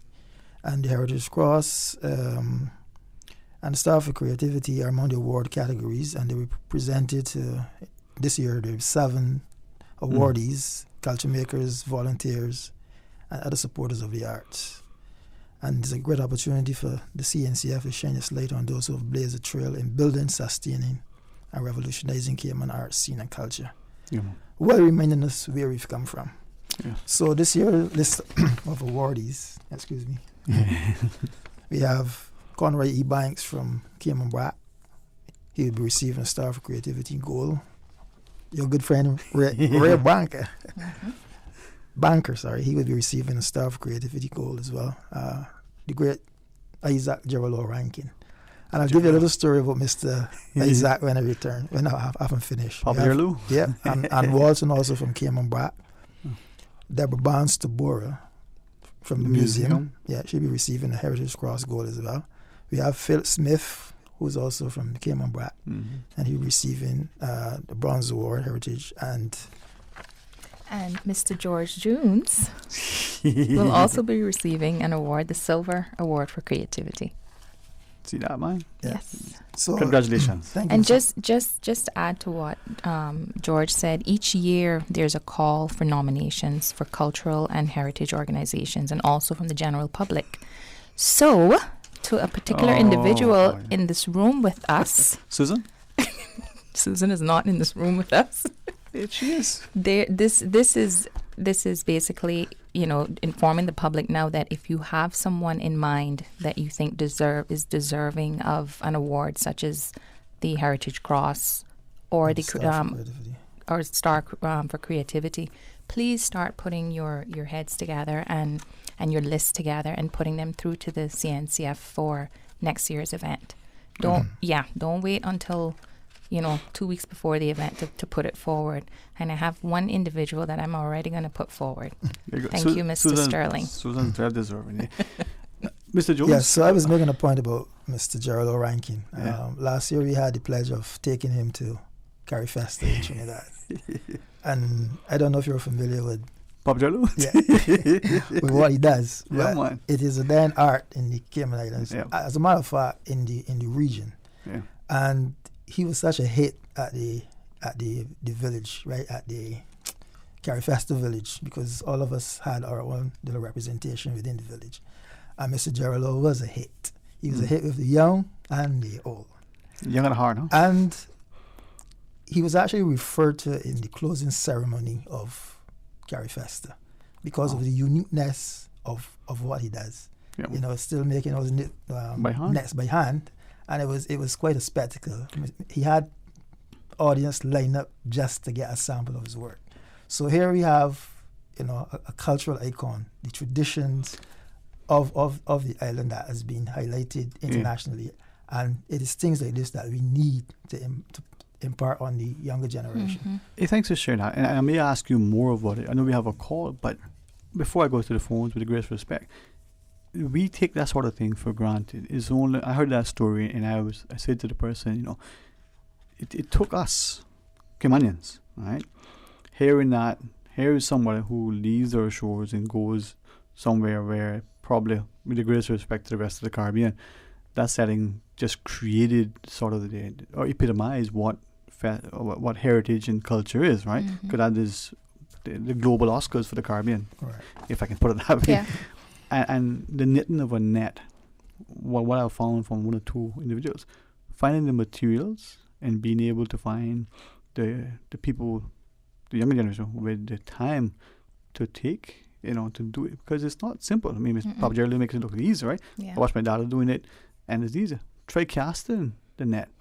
It looks easy. That's another skill. Yeah. Now, maybe we can talk more about that as we start to celebrate, to share, and to appreciate that this thing isn't just about preserving it for some museum piece. Yeah. This is about practicing. Yeah. Yes. And I think, and Mr. Diaz does such an amazing job with that, with the blowing of the conch horn, and the conch shell, and also the gig. So he's very interactive, and love to have him anywhere we go. And we just need to recognize that, and I'd probably get a comment or two from one or two people who are highly positioned, but you know what? Let's just go to the food. Miss Susan, chocolate cake, cassava cake? No, phone call. Hey, good afternoon, my good friend. I know you're waiting, and I do apologize. Welcome. Thanks for calling. Afternoon, Mr. Dean. How are you, sir? How are you? All right, yeah. Good to hear from you, man. Thank you so much for contributing this afternoon. Yes, sir. I'm listening to you. I'm listening to your guest. Good afternoon to your guest. Afternoon. Sir. Yes. One thing I was picking out of the conversation was how you take things out and put things back in and calling that culture. That was one thing that was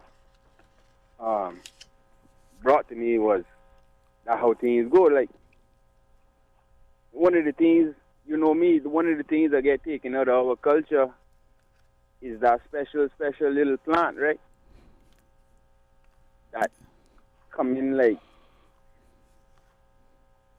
we are on an island, but yet we must believe that we in Miami.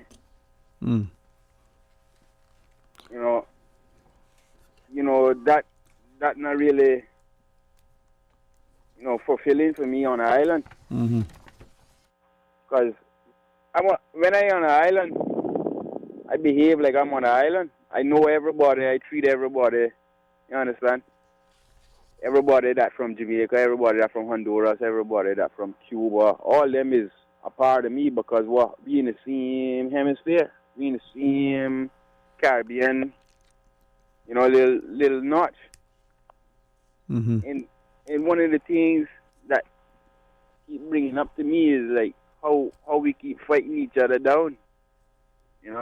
Like if I planting a pawpaw tree, somebody say the pawpaw tree leaning over the fence, somebody come cut down my pawpaw tree. Yeah. Well, I hear you, man. And the seed plant I talking about is my last resort to help me get some medicine for my epilepsy. Mm-hmm. But I'm not able to do so because certain people don't like to see or smell or know that is there. Mm. Could it be? I mean, I certainly want to pick you up on that at some point, but just out of respect for our guests and the time, maybe we pick that up and talk about how much, to what extent, that is a part of the culture in the Caribbean compared to the culture in Cayman specifically, right? But let's talk about that later. Anything else you want to share specifically with respect to how we look at our culture otherwise? Yeah, I want Anna to tell me about how it was two man come here first and then they had a baby. Well, interesting. Maybe we'll talk about that in a second, but I know that you guys have a respectfully. Thanks for that. Final quick break. When we come back, could you share more with us about Dress for Culture Day, the Race Sky at Night events as well? Yes, sir. All right. Stay tuned for Talk Today. Dominion Life Global Ministries invites you to their first anniversary prophetic convention. Theme, I Must Recover.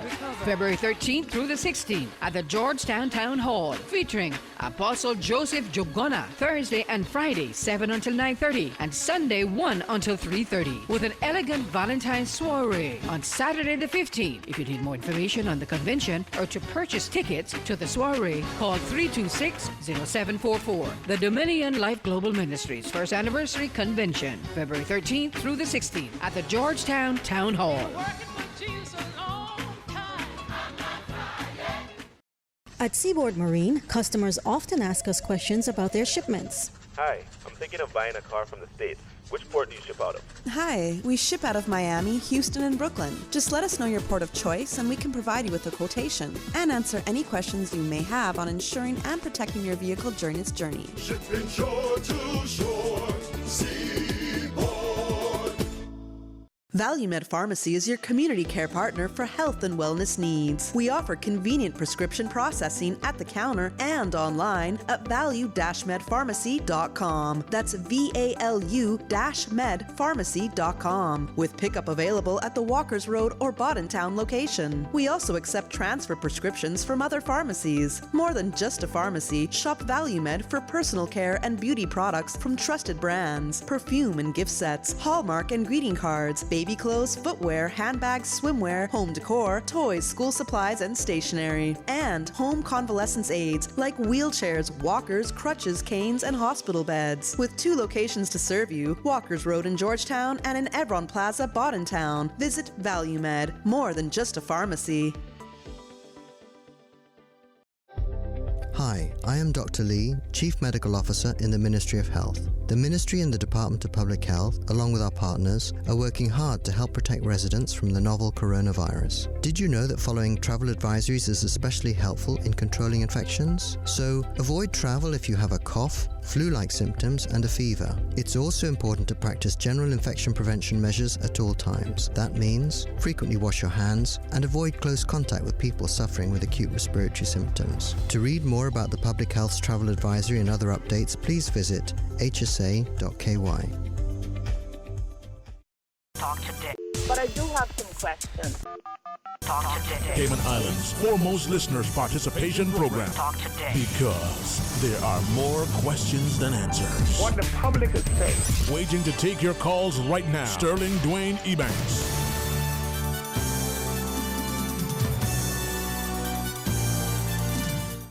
Hey, good afternoon and welcome back. Thank you so much for joining us. And for a few more minutes, really, really grateful to both Miss Melanie Macfield and Mr. George Jones for sharing with us. And as the callers highlighted, the idea of celebrating and showcasing their culture, for accepting the invitation to come out and be a part of it. Something as, I don't want to say simple, but perhaps as easy as it is to participate in the Dress for Culture. Not just bring out your Caymanian garb. Maybe it's your great-great-great-grandmother that was a Caymanian. It may be that, you know what, just your first generation. Mm-hmm. But celebrate your garb. Is that the right word? That's the word that Susan said the other day, your garb. No. You know, you may be originally from Trinidad. You know. But that's the whole concept behind Dress for Culture Day. Because it encourages, Cayman's multicultural community, which, according to the last survey, comprises of over 100 nationalities, which in itself is a tremendous feat. And, we're encouraging schools, businesses, and individuals to creatively display their homeland pride and the cultural attire on that day for a donation of $5 per adult and $3 per student. The money raised goes towards CNCF's youth program. Again, it's all, the developmental stages of the culture, the arts. And it goes to such events as Young Image Makers, the Younger Arts Theatre Intensive, and the CNCF Summer Arts Camp. So here's a perfect opportunity for you to put on your national costume, your national colors, your national dress, whatever, and just, make a little contribution towards the cultural development of the island. And thanks for giving us a heads up, because now we know about it, we can plan for it. It's coming up in March, right? Yes, on Friday, March the 13th. So Friday the 13th, Black Friday in March, you could make it colorful. Make it colorful, man. Dress for culture, man. That's right. You can wear your West Bay sort of traditional dress, or your, West End, whichever. Right? Exactly. And I'm glad you said West End, because this is for all three islands, right? Yes. Not just Grand Cayman. Thank you for reminding us. And Cayman Bay. Before we even there. George, how long have you been in Hawaii? You know what? Yeah. So Dress for Culture Day is on the 13th of March. So a month away, thereabouts. Yeah. And it's without question, the funds help to support CNCF's programs. Yes. So we got that. We got the Red Sky at Night on the 29th, which is the last Saturday. Yes. Red Sky at Night is what we consider the anchor event for KFES. And that's going to be held the 29th of February. It's a leap year this year, so we get the last day in February, which is 29 days this month. And it starts at 4 p.m. until around 11 p.m. And it's at the Hartwell Cultural Center. And for everyone who knows, who's been here forever and a day, we call it Hartwell Theatre, but it's Hartwell. Yeah. Oh my good, I won't mock my good friend. How he calls it. I'll leave it for now. Hartwell Theatre. So Red Sky at Night celebrates all things arts and culture. And, as part of the KFES celebration, the Cayman's National Festival of the Arts, it takes place on the grounds, again, as I said earlier, the Hartwell Cultural Center, and it highlights Cayman's cultural diversity, talent of our people, and the taste, the sights, the sounds of our islands. We have some of the best local entertainment that's going to be on display, arts and crafts, of course, from our most talented artists on island. We have interactive displays as well, as we mentioned earlier, from the Caymanian village. And we have theatrical, we have films, you name it, it's going to be there. And it's a great opportunity to come out with your family and friends. And it's only $5 for kids under 12. That's 5 kids for $5. It's a special one idea. Yeah, for kids 12 and under is $5. Youth, and the age group for youth is 13 to 17. $10. Seniors 65 and over is also $10. And for adults, $15. So Dwayne, for you and I, we'll pay 10. 10, yeah. Youth for me. Senior for me. Oh, I saw that coming. And you can get your tickets online from eventpro.ky or you can pay at the gate.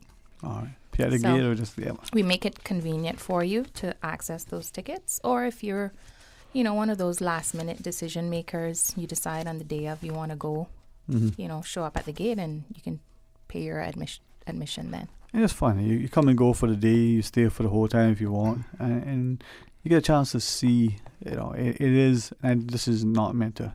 It just shows you how much stuff happening, right? Mm-hmm. For me, it's a challenge that a lot of things are happening at the same time. So you it actually gives you the power of choice. Yes. There's something going on for whatever taste you have, and also whatever age group you have, because. We try not to clash, although there are a lot of things going on at the same time. We try not to put the same genre of event on at the same time. Right. So you might have drama, you might have theater, you might have music, or you might have a film at 4 o'clock. But again, you have a choice. And then there's enough of a rotation of entertainment that if you miss one section early, you can always pick it up. So we have what we call is the moon stage, which is the outdoor stage. We have the theater, the main theater, and then we have the studio, and then we have the Caymanian village. So there are different areas in the Harkwell grounds that you can go and see whatever you choose. And we have a schedule of events that, you can look at and decide, well, I want to see something theatrical. Let me go to the Harkwell. And I think it shouldn't, people shouldn't miss it. The fact that there's so much going on. Yes. It's a family-friendly event, Very. Very much so, man. And the choice, for us to say there was nothing happening. Imagine, for 7 hours or thereabouts, you have all of this thing happening. Not to mention, of course, the good old food. Yes, variety of food. You have the traditional Caymanian dishes. Lunchtime, I don't say that.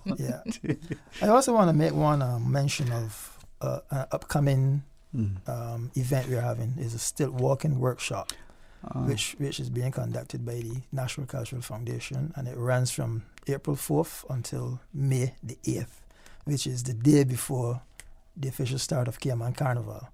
And we are encouraging schools, community groups, even general public who may be interested in learning the art of stilt walking, which again is another one of our Caribbean traditions. Again, introducing more things to sort of complement the growing population and the expanding cultures that we have here. And, it just shows you that sort of metamorphosis that's occurring within our society. And with everything, we got to challenge, champion, we got to celebrate and come together to enjoy. Yep. And to add to what George said, in my travels, promoting the festival and the destination overall, we visited Dominican Republic last year, and some of the children, and when I say children, I'm talking about 6-7 years old, on stilts, and straight to teenager to adults. So this workshop is something that I know a lot of people would be interested in, and something that we can now offer here in Cayman. So if you're interested, just drop us an email at cncf@artscayman.org, and registration forms will be available on our website pretty soon. So I encourage you to be a part of it. Well, thank you for taking time with us, and hopefully we get a chance to share throughout the year, and somehow find a way that we can unify, that we can build a stronger community through, that sense of oneness, as it were. Well, that's the role of the arts and the culture, really, because music unites us. Right. Yeah, man. Music is universal. Culture, actually, arts and culture unite us. It's the politicians who divide us, and we need to. No, this is not a. No, it's not. It's a fact, right? It's how it is. This is how it is. Political parties, right? Division, right? Yeah. Me personally, in all my years of being involved in the arts and culture and music, I've been involved in this, believe it or not, for over 42 years, and I've traveled extensively and be a part of a diversity of cultures, and I find that it is the one thing that is one common language we all speak. Because I've had experiences before where we all jam in a session, we went into a club and jam some music, and at the end of it we were unable to speak to each other because everybody spoke a different language, but the music unified us. Yes. Okay, he didn't take the bait earlier, so I got to just be very specific. Earlier I said he can't carry tune lessons even though we'll borrow, right? So publicly, I'm inviting you on in your personal capacity down at CNCF. Come in one day in the studio. You've been on stage with Rundown, you've been singing, performing, all the things, right? And you're going to enjoy in your company, sharing through the music, through your performances. One day you won't have to drag you in the studio. You come in willingly. Okay. This man drag him with me. Hey. No, seriously. If you might, forgive me for sort of highlighting you for a second. You're talented. Very. Very, very talented. And he will also be performing. Yeah. Next Thursday. Mm-hmm. He's an awardee, but he's also part of the featured talent on that Thursday. So. You forgive me for making a public invitation to come back on, we'll share and showcase. I'll come, man. No problem. Right. I have a lot to share, man. No, seriously, man. It is what makes this place so beautiful. Yes. And thank you for Papa Jerry for reminding us that we have this. It's an unfortunate art that isn't being practiced. It's not being appreciated. I watched my father do the nets out of necessity, but again, not to say that the closing minute, but look at fish pots and the way we make fish pots. We pass laws and policies that make it almost illegal. Mm-hmm. Is that something that we need to reconsider? Not in any way, shape, form, or fashion dismissing the importance of preservation and environmental conservation. But again, the Cayman fish pot is unlike the Z trap that we see. They had a sense. So little things that are significant. But my good friend George, please, once this is over, we'll have you back in and you decide to what extent, and we'll program it so people can start to see. Would that be fine? Yeah, man. He don't mind, man. Well, if Miss Mel loves it, I mean, it can't be a bad idea. So that's good. Closing thoughts, Miss Mel. Just to wrap up the K-Fest event. So we start out next week with the Arts Awards Gala, and that's an invitation-only event. And then we go to the 29th of February with our Red Sky at Night event. Again, tickets can be purchased on eventpro.ky, or you can purchase them at the gate, and they range between $5 and $15 depending on your age group. And then we have, last but certainly not least, our Just for Culture on colorful Friday the 13th. That's March, Friday the 13th. And for a small contribution of $3 to $5. Now, you can make more. You're not set at that amount. You can make more if you wish. But it's an opportunity for you to display your culture. And, there's some very colorful national dresses here in Cayman. And we would love to see everyone participate. And feel free to post your dress on social media and share with the Cayman National Cultural Foundation. All right. And we also have a special category on Red Sky at Night called Parade of Nations. Parade of Nations. So again, here's another opportunity for you to gather, 15, 20 of your fellow country folks and just come on down and have a Parade of Nations. You imagine? Make it competitive. Yeah. Correct. You get prizes. Exactly. If you bring, the more people you bring, the more chance you stand of winning a prize. I'm just thinking, though, all those best players in one spot, is that a revolt? I'm just checking. Thank you all. That's always a good thing. Thank you all very much. Thank you. We'll come back. We'll remind you about open line, I think, after the news break.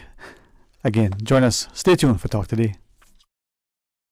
Today's biggest news. Radio Cayman. It's only 2 species that we have on the island. Generations present. Your voice, your choice. For today's biggest news. Access to information. Local, regional, international. This is headlines from Radio Cayman's newsroom team. Today's biggest news. The 3rd annual Alex Panton Foundation Youth Mental Symposium gets underway this month, exploring topics and avoiding tools to help young adults suffering with mental health issues in Cayman. The presentation will give a unique and nuanced perspective on how to empower young people with empathy and without accommodating their anxiety. It all happens on Saturday, February 22nd at the Ritz-Carlton from 12 noon to 5 p.m. To register and for more information, you can check out alexpantonfoundation.ky. Good afternoon, I'm Dion Anglin with your headlines headlines and news elsewhere. The UN Human Rights Office has issued a long-awaited report on companies linked to Jewish settlements in the Israeli-occupied West Bank. The report names 112 business entities the office says it has reasonable grounds to conclude have been involved in activities related to settlements. They include Airbnb, Booking.com, Expedia Group, and Motorola Solutions. And a Scandinavian airline has pulled an advert after it was criticized by anti-immigration parties for belittling the religion's history and culture.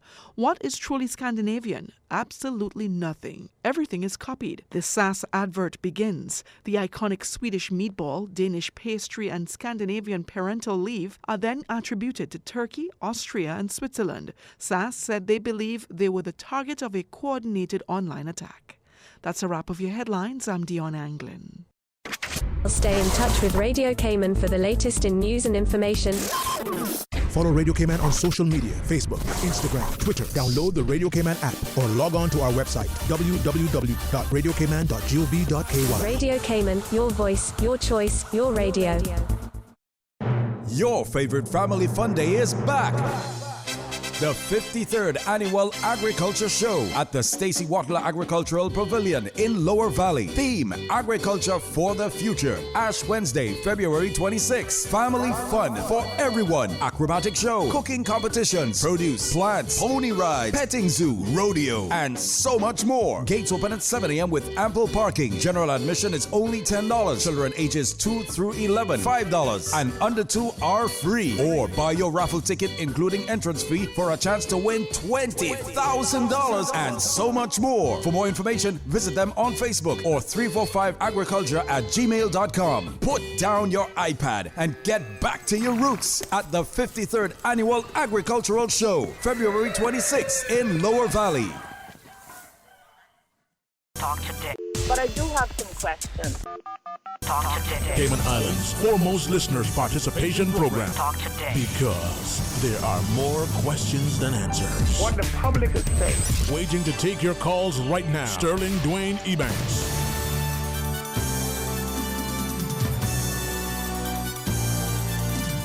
Hey, good afternoon and welcome back. Thank you for joining us. And to close out the program for the remaining, less than half an hour thereabouts. Who knows? We might get an extra second. We might cut it early. Depends on what Miss Susan decides. She is the boss. No, I'm just teasing you. 949-837, 1-800-534-8255 is some open line. As we invite you to call and share your thoughts with us, we certainly appreciate the opportunity to invite our listeners to contribute, comment, critique. I mean, you just may want to query. You may be seeking clarification.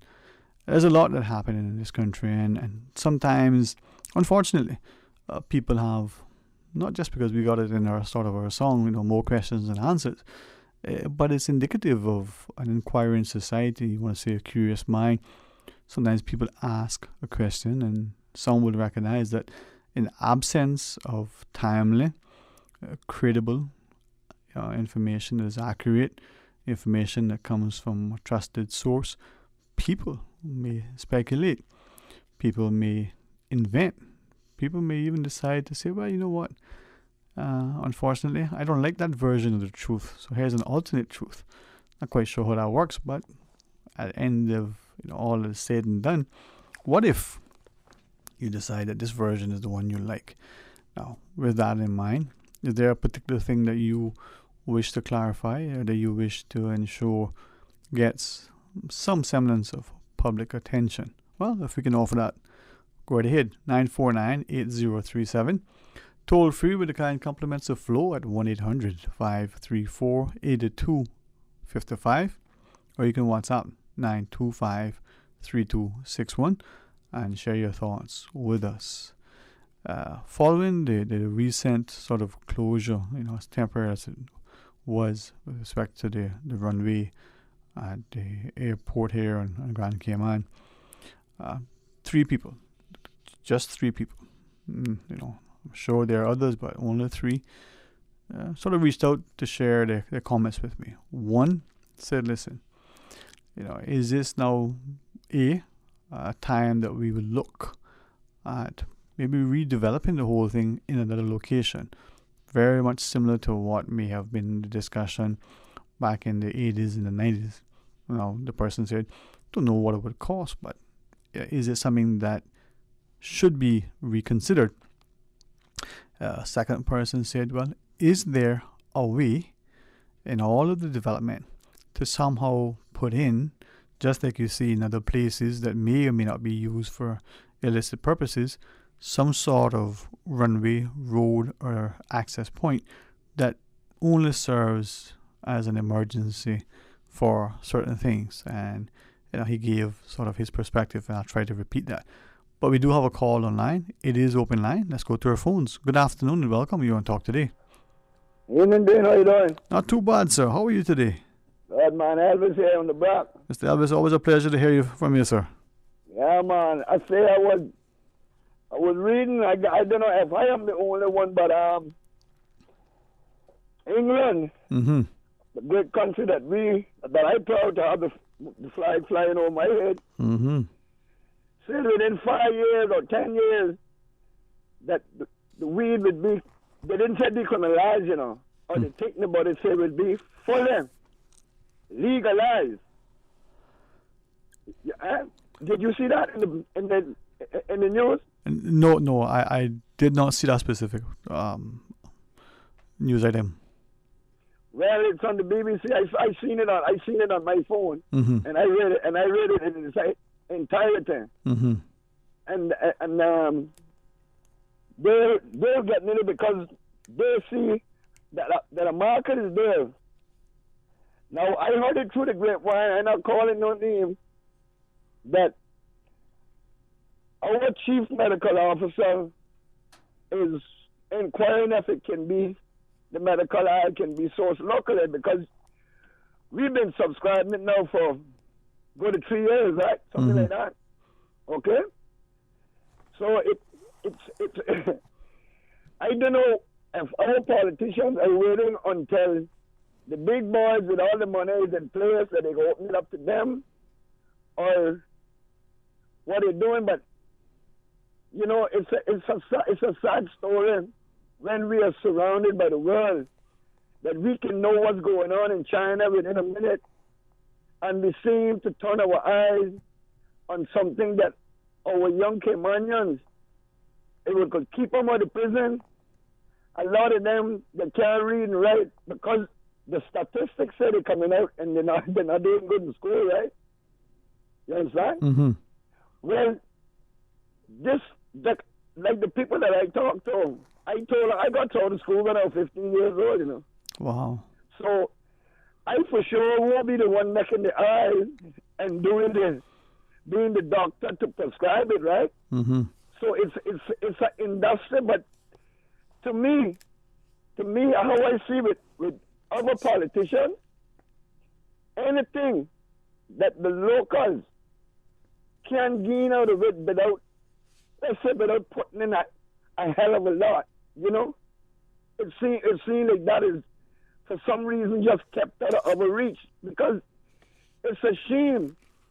And 3 years is gone, and we got eyes and hands. Look at the hand that they're getting to clean up the road for $10 an hour. Hey, they could be cleaning land and planting yards. Instead of looking, hear the young people getting catch out. They're bringing weed from Miami, from Jamaica, doing it. It's happening. If I can ask you, as you shared, is it then that as a country, like so many times we missed opportunities? Let's say we would embrace this for the medicinal value, and as you shared, we can farm it. Forgive me for not using the proper words if I don't fully understand how this works, but to make sure that the quality is there, to make sure that we can control the supply, the distribution, to ensure the safety of it.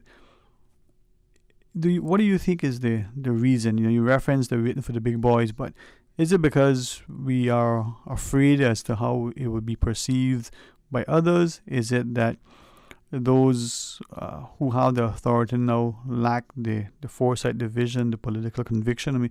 what is it that leads us to be sort of waiting until somebody else does it, and then we say we should have, when we could have done it, and be at the forefront?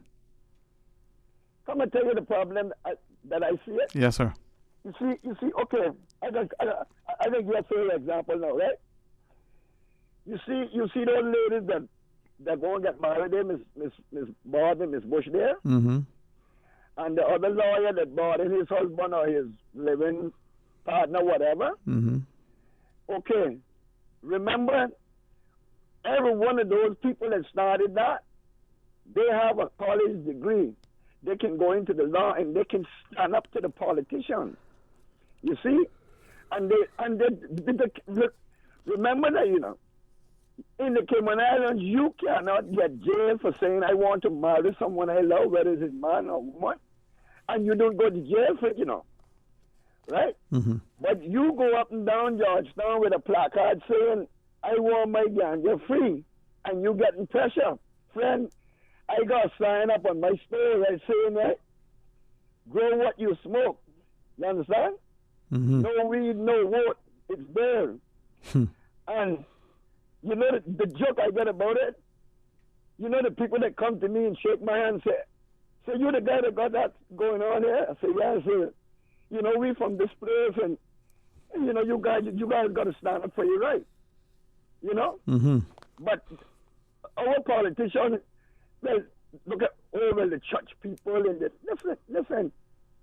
Just stop hiding behind the bush. Mr. Sucker, he said it's a taboo subject. I mean taboo subject. Mr. Anthony, he talking about the game cards and all that. Let tell me something. Who put the weed on our hair? It wasn't Elvis Jeffrey McKeever. It wasn't the Rasta man. Eh? Mm-hmm. We all come here and found it, you know. You understand? We come and found it. Now the world, when Ronald Reagan turned against it, the Cayman politicians jump on the air. And look at Reagan jailed 20% of the United States population when he turned weed into a felony thing, you know, 20%. Check the history. And right now, you might believe it, but you can check the statistics. I can guarantee you more than 25% of Caymanians in the age group from 17 to 61, my age and older, more than 25% have a criminal record. And I can guarantee you the first one started off with possession of marijuana. And it continues up until today. That's why we're bringing in workers from overseas. You think that those workers, hey, tell me something. When you got rolling economy, right, like I was robust, right? Mm-hmm. You bringing in young workers, right? You know the age group of old workers, right? Mm-hmm. From 18 to 35 to 40, right? That's the majority of them. In 60% of the country where they come from, if they're not legal, now it's almost legal, and you think that they're not doing it here? Eh? You think them beautiful bartenders from Canada and America and all that, when they get out, they're not smoking their weed? Tell me something, friend. Do you think all that weed that's coming here, that they're catching 1,000 or 3,000 pounds in one month, you think the Caymanians smoking all that? And friend, remember, you know, who has the money keeps the mail going, right? So we got more people here on permits than we have indigenous Caymanians. So what that is telling me, that I can guarantee you the minimum of recreational, now I conservative with this, the minimum amount of recreational ganja that is being sold on the streets in Cayman is from $5 million up. And I talk about that's minimum, you know. Because remember, the last time they caught over 3,000 pounds 1 month, the police said it was $1 million worth of weed, right? Okay? And that was in 1 month. And we got 9 left to go. So, I don't know, but I'll tell you one thing. The people of the Cayman Islands, They need to stand up to the politician now. Stand up to the politician for the next generation. We need to do that, Dwayne. I hear you. Yeah, man, listening. And I imploring all them to clean their roster. Okay, what religion you is. Stand up to your politician and do not wait till after the election, because I've been promised that from time I was 18 years old. After I'm elected, no, you're elected now. You know, it's funny that, well, only one Mr. Ezra Miller, he come right up straight that he was supported. But that's one of the 18. You know, that's a hard ratio, but anyhow, God bless him for standing up for it. Anyhow, you know, when I seen his son, I hope somebody is listening to me. Thank you very much, sir. Thank you. Thank you too, sir. And with that, we'll pause quickly for a very short break. It's the last one, and when we return, more talk today. Would you like free roses this Valentine's Day? Buy a gift that can be cherished forever from Island Jewelers. And the roses are on us today. That's right. We'll buy the roses. Spend $350 US at any Island Jewelers and receive half dozen red roses from Celebrations for free. Island Jewelers is located in the Island Plaza under Margaritaville, Camana Bay, the airport, Kimpton Seafire, and Ritz-Carlton. Show her you love her today, forever, and always with Island Jewelers. The 2020 Cayman Arts Festival is here. This year's event launches with Latvian artists Christine and Margarita Belenis, critically acclaimed soloists in the vanguard of classical music with mesmerizing stage presence. Thursday, February 13th, 7 p.m. at the Agape Family Worship Center. Tickets are $40 for adults and $15 for students. Tickets are available at www.caymanartsfestival.com. For more information, call 922-5550 or email inquiries@caymanartsfestival.com. Event sponsored by RBC Dominion Securities and RBC Private Banking.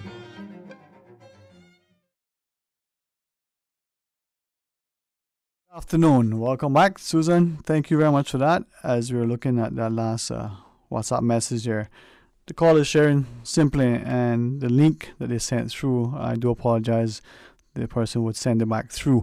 It was an article to an online publication talking about the benefits of, or the medicinal benefits of, well, as the caller last shared, weed, the utilization of something similar. I'll spend a little more time reading it. I must confess I have not spent a great deal of time looking at the subject as yet. But with that in mind, let's go to our phones. Good afternoon and welcome. Thanks for calling. Yeah. Welcome back, my friend. Yeah, you know, I got to tell you sorry, and I got to apologize for how... No, man, that's okay. I understand. Yeah. Because I got a phone call just now, and it got me kind of rowdy. You understand?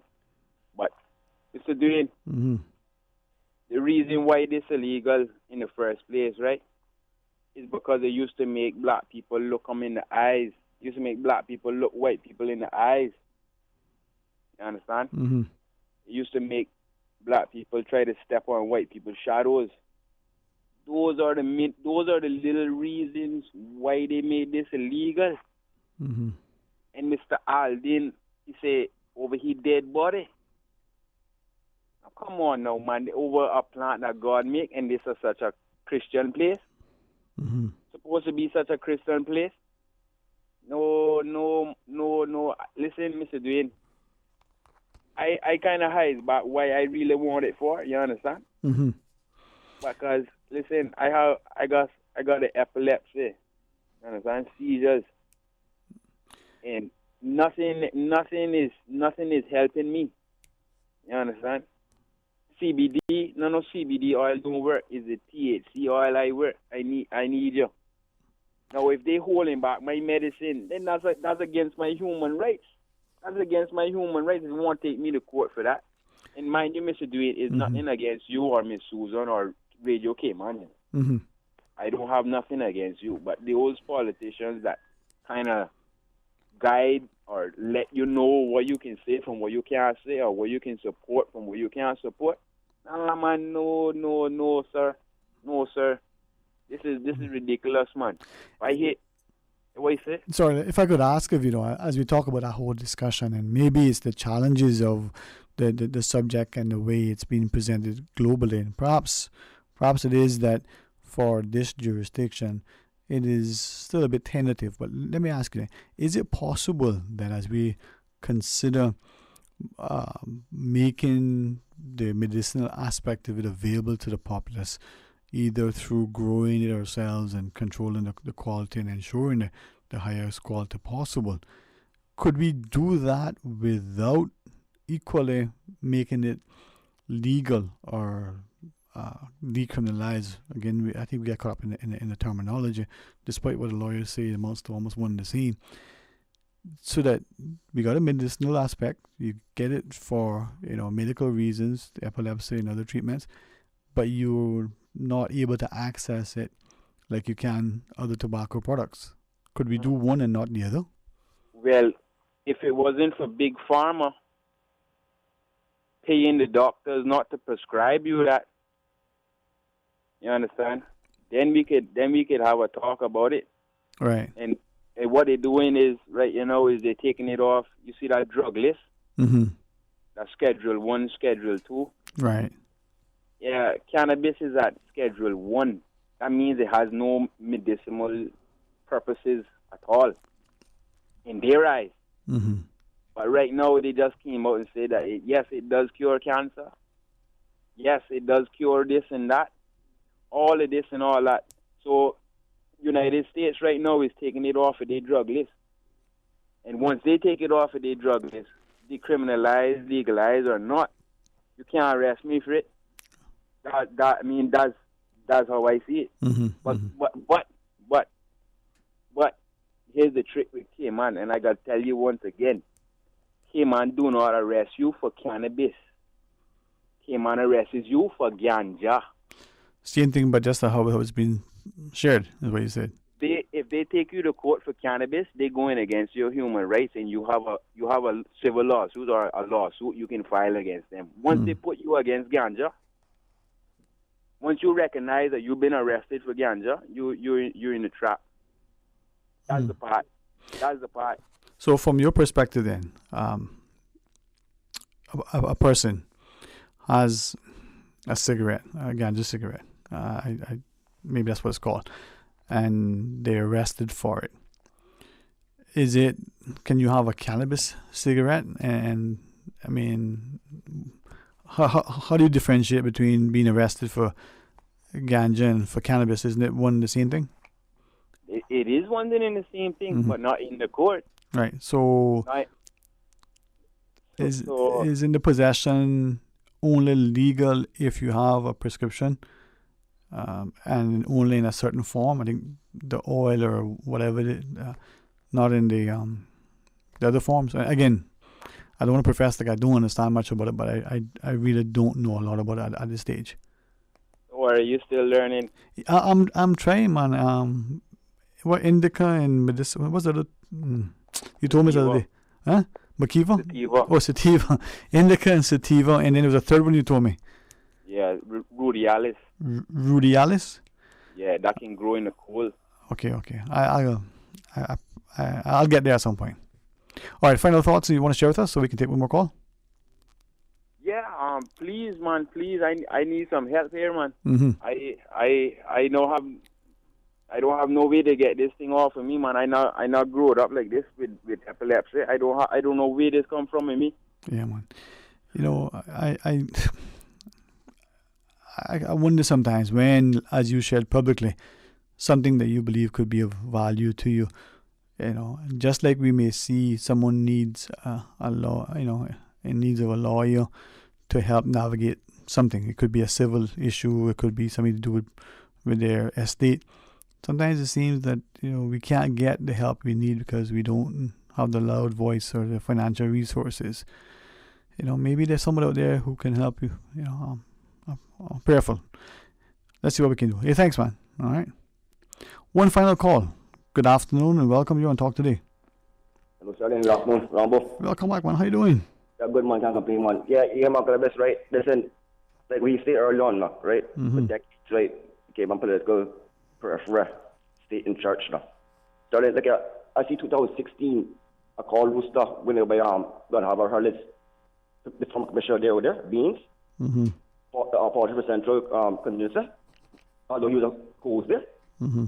another host was there, right? And he was talking about narcotics missing from Central Police Station, right? You have serious, maybe 4 or 6 officers, exposed on the TV, off, disconnected, this and that.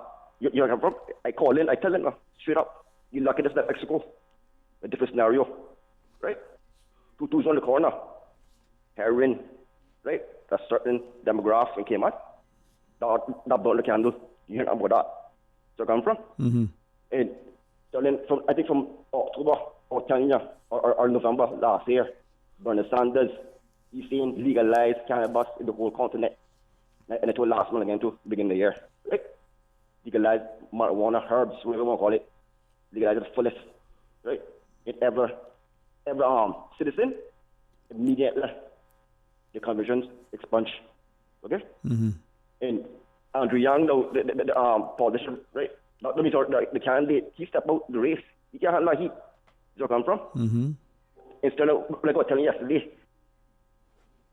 right, we had your guest, right? Listen, I don't care who like the scent of it, the smell of it, that's their problem. And I never be rude or order. Who we got to do? They got to smell the woman who tamper with them.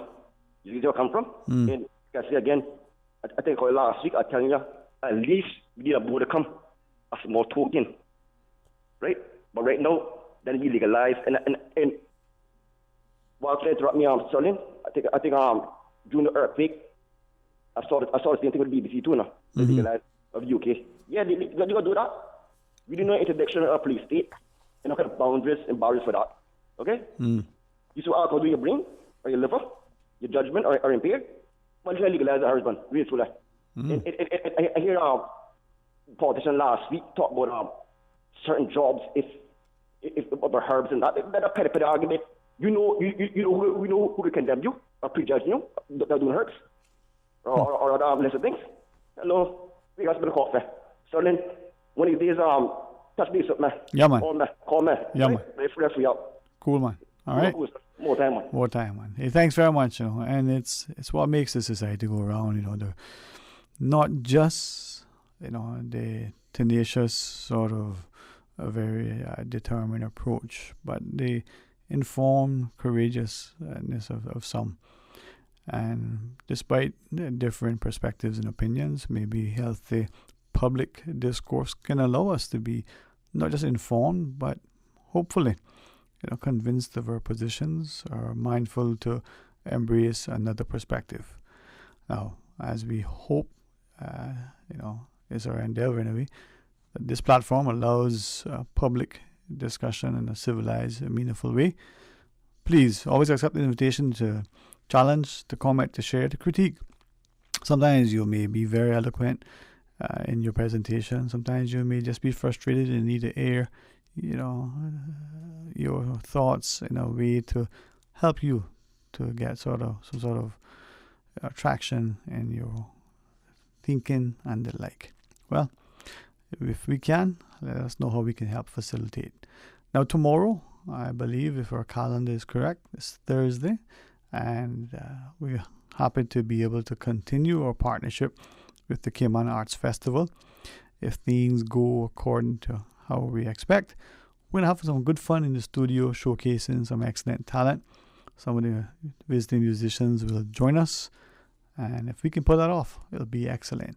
Not just to maybe encourage you to go to the events, but to help you to appreciate that the investment in arts, those music lessons that you're paying for, or perhaps you're helping to subsidize, or that you're transporting children, or that you yourself is committed to assisting. It pays off, if nothing more. It gives those of us who are assembled at times an opportunity to share in the fun and the festivities. So as you enjoy your afternoon and go about in a very safe, civilized, and hopefully enjoyable manner, you'll rejoin us tomorrow for more Talk Today right after the midday news and midday meditation. Until then, be blessed.